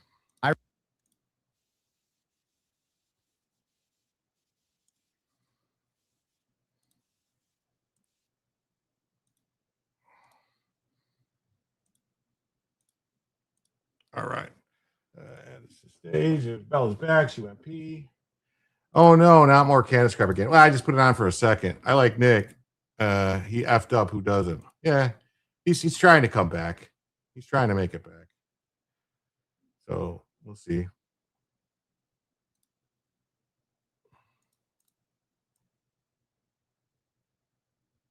There's Bella. She's back again. She's eating her little treat that I put on her bed for her after she went potty outside. So, yeah. Speaking of treats, Bella is so much happier now. Speaking of treats, if you guys are a little hungry, you want a little snack, maybe you could check out the old King of Biltong over there at www.biltongusa.com. Get yourself some premium meats. They're very excellent. You can buy some meat if you head over there and use promo code Jim. You'll save 10%. And, you can actually get some spicy stuff if you like spicy stuff. You can get it Or if you like really spicy stuff, you can get it. They have peri peri for a little spice. They have the ghost pepper or the Carolina Reaper if you like it really hot. And, they have 8-ounce bags. They make excellent gifts. You can also get drawers and cabanassi sausages. And they also even sell ribeye steaks that's shipped right to your door from their grass-fed cows straight to your door. You know what? Yeah, so check it out. Head on over to BillTongUSA.com and get yourself some premium meat, high quality, American made from a good American company, and save 10% if you use promo code Jim. No problem. Nick's chat, Patty Leather is a name I have not heard in a while, and he's always a retard. Go figure where he'd be a Candace. Yeah. He's about 10-ish hours from getting his license back. Yeah, he's got some issues, but Nick will be all right, man. Nick's a good guy. Nick's barber moved away. He's reluctant to find another. Yeah, he doesn't trust anybody with a razor close to him. He's gone through some horrendous life's challenges. He's pulled his head out of his ass. Yeah, he'll be all right. I think he'll be all right. He's coming back. He's coming back. He's coming back. He's coming back. So most of what we saw, crimes are of poverty people. They're stealing things like toothpaste. Oh, look at this big fat slob who's go figure, a communist. Carrie Crawford says, thank you for streaming late. We night owls love from Louisiana. Well, thank you, Carrie Crawford. Wow, you got some blue eyes. Wow. We're choosing to protect billion-dollar companies like CVS and Walgreens over people who are struggling to get by. What? What do you think the people, when those stores close, those people that work there, how are they going to be struggling to get by, you idiot? This card-carrying member of the DSA, also known as the fucking communists, continue to push for treatment, not jail punishments. Oh, yeah. How do you treat people for stealing? I think like the Islamists do, they chop people's hands off for stealing, don't they? Don't they? Huh. So she said other politicians and fellow socialists like Mandami, they want to follow through on his promise to end the broken window policing. It's foolish to think one should not be punished for stealing. Yeah, look at these people, they're stealing everything. And it's like, oh, yeah. Mandami can implement this in the city grocery stores. If you don't have necessities, you can go there and get it for free. Sanctioning retail theft will also drive up crime stats, which as of August 9th show that retail theft is down 14.7 and petty larceny is down 5.4. A 49-year-old academic advisor agreed, saying Gallagher and other far-left communists' soft on crime policies are ridiculous. People are going to feel entitled because they know they can walk in and just take what they want and nothing will happen. Yeah. Allowing people to shoplift with no consequences is wrong. I'm a single mom, and one time I had 4 jobs. I would never think of stealing anything. They already closed the Rite Aid around here. Now I'm worried they put this in place. They're going to close the supermarket. They're going to close everything. They won't have nothing. Edwin Picado, a manager for a supermarket, said Gallagher is living in a fantasy world. Rent is high. You have to pay workers, utilities, groceries, goods going out, money not coming in. We cannot run a business. If they don't see that, they got nothing coming. They'll tell their friends, and it'll be a free-for-all. Gallagher has a long history of bizarre action and remarks since being sworn into the state assembly in January, including using a GoFundMe to raise money for her cat. She also racked up dozens of traffic and parking tickets despite pushing an anti-car agenda. And she's allegedly blocked constituents from posting comments she doesn't like on her social media pages. I didn't think you could do that. I thought an elected politician could not block people from saying things. Gallagher attended an anti-Israel phone bank sponsored by New Jersey chapter of American Muslims for Palestine, whose leaders have espoused anti-Semitic rhetoric and are under investigation by Virginia's Attorney General for funding terrorists. Wow. In 2003, she was still a student at Ithaca College. She boasted about her immature antics, including mooning at couples she spied having sex, not to mention throwing a homeless party in an online journal that came to light during her 2020 campaign, where she defeated longtime incumbent Joe Lentil. Yeah, free won't get the store restocked. Yeah, you're kidding. You're not kidding. People like Emily Gallagher try to obfuscate reality because they want to enable this very activity. They know it's devastating to retail stores, and that's the point. They're communists. They want to use crime to force these stores to close. It's social justice. Soon enough, we'll be hearing about the need for government-run drugstores to replace the shops they drove out of business. Former Queens councilman was even more blunt. Gallagher's a major dope. Gallagher did not return a request for comment. Councilwoman Joanne Ariella told the Post that Gotham businesses are already struggling to keep their lights on, and politicians now advocating for thievery is going to push them even closer to closing shop. This is kind of backwards, left-wing lunacy I would expect from someone who values the rights of criminals more than those of business owners. Gallagher's already pushing are exactly what's driving so many businesses closed. It's crazy.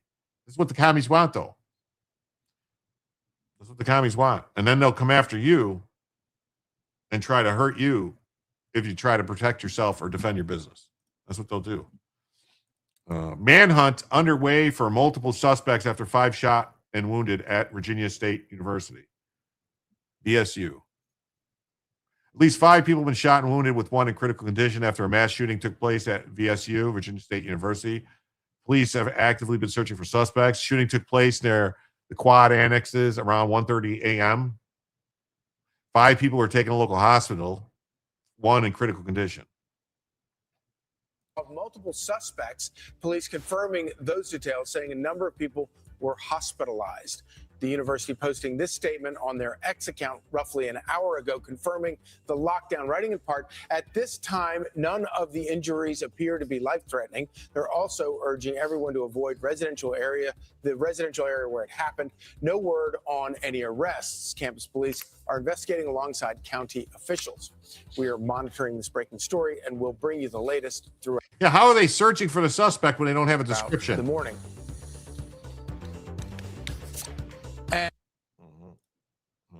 So officers responded. 5 were transported to hospitals. Multiple people were shot. None of the injuries are life-threatening. Multiple people were shot. Any information? They don't have any information about who they're looking for. It's on the lockdown was lifted. The shooting took place the same day that residents were opened back up for returning students. No arrests were announced. But Virginia mass shooting suspect caught after police manhunt for perp and campus bloodbath. So they did know what the guy looked like. Oh. A 19-year-old's been arrested in connection with the shooting at Virginia State University. Suspect is Cameron Harris of Henrico, Virginia. He's not a student on campus. 4 of the injured also are not students. That's weird. Hide your kids, hide your wife. Yeah, the Coulter effect. You ain't kidding. So this happened on a school campus on a day they were going back to school when they just opened school for people, but yet the shooter and 4 of the injured people weren't students. Why were they on campus? No, not ASU, Virginia State University. Sounds like a white guy. Yeah. Could be. Probably. The non-description tells you the description. It does. It totally does.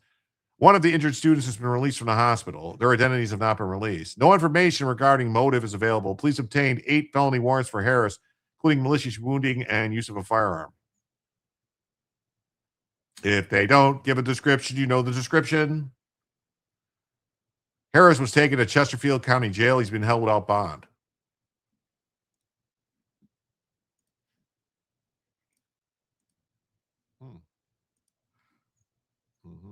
And so the New York Post, here's the New York Post, doesn't say anything about the suspect, doesn't say anything about anything, right? But wait, look at this. Oh, Henrico teen wanted for shooting 5 people at VSU found hiding in dorm closet. Bum, bum, bum. See how they tried to do? New York Post knew what the guy looked like. Trans woman, no. Cameron Harris was found hiding in a closet in Seward Hall.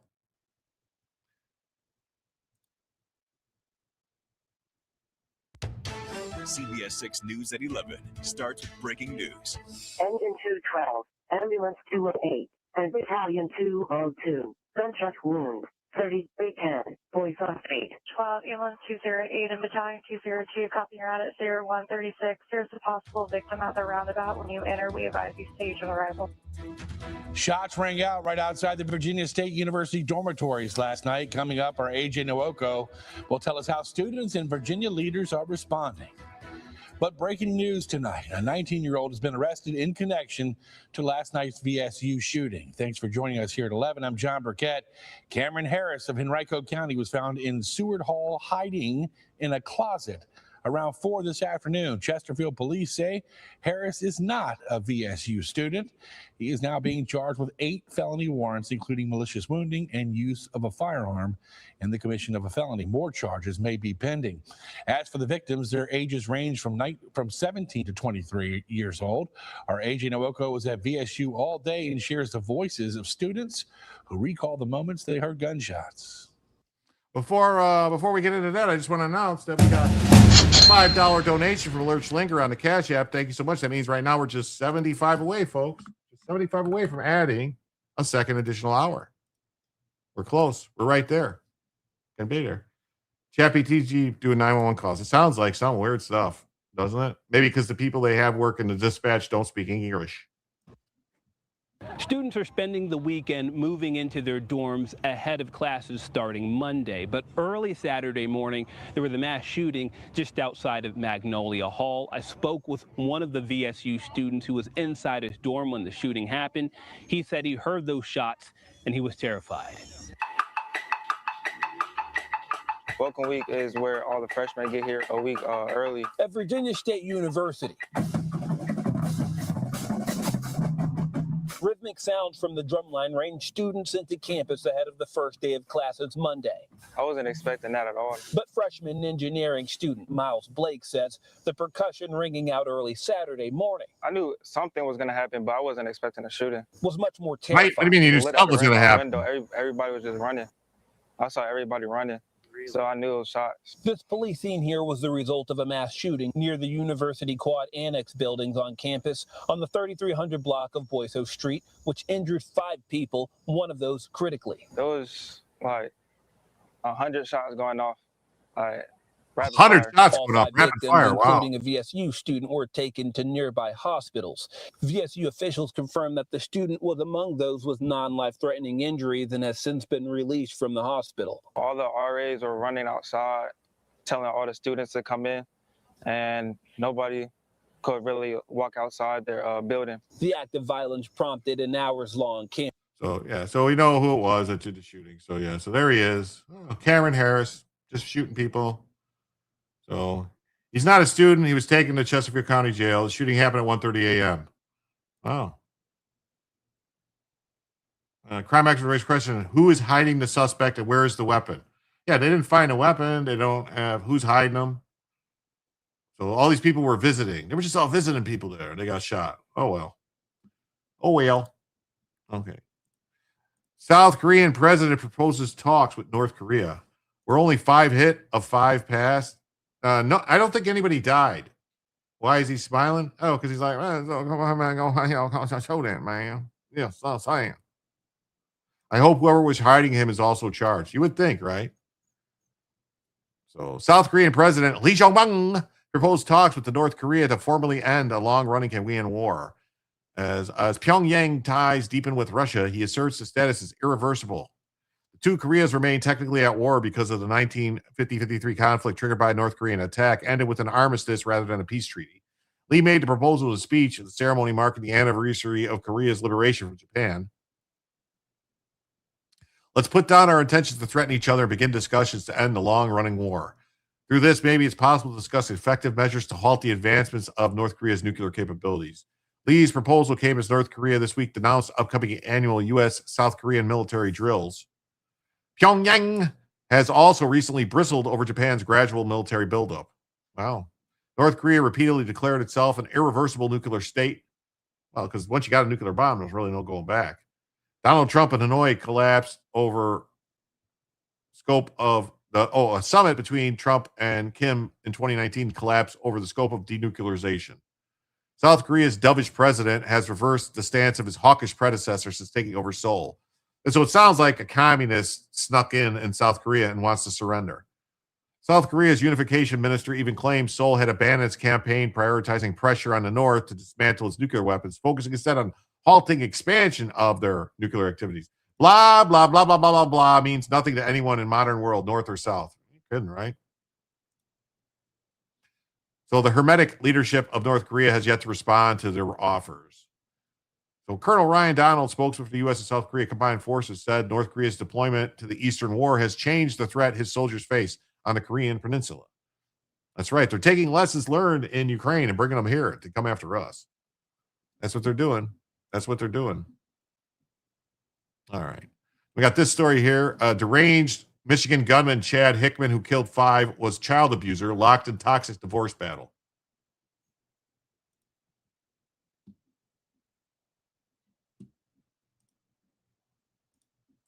A gun-toting Michigan maniac who killed 5 people before turning up dead Friday had a history of domestic abuse, was locked in a bitter divorce battle. Chad Hickman's final social media post blasted his ex-wife's bullshit allegations amid their failing marriage. How did he hide a minigun? Crazy, right? Dennis Rodman can negotiate. Maybe he could, yeah. Rocket Man, burning off, he don't ever know. So the details of the case aren't clear, but Hickman was sentenced to a year in Missaukee County Jail after being convicted of 4th-degree child abuse. Yeah, it looks like a piece of shit. The court dismissed the rest of the charges. His ex-wife fumed Saturday. Prosecutors let him walk, allowing the senseless strategy to unfold. Crazy.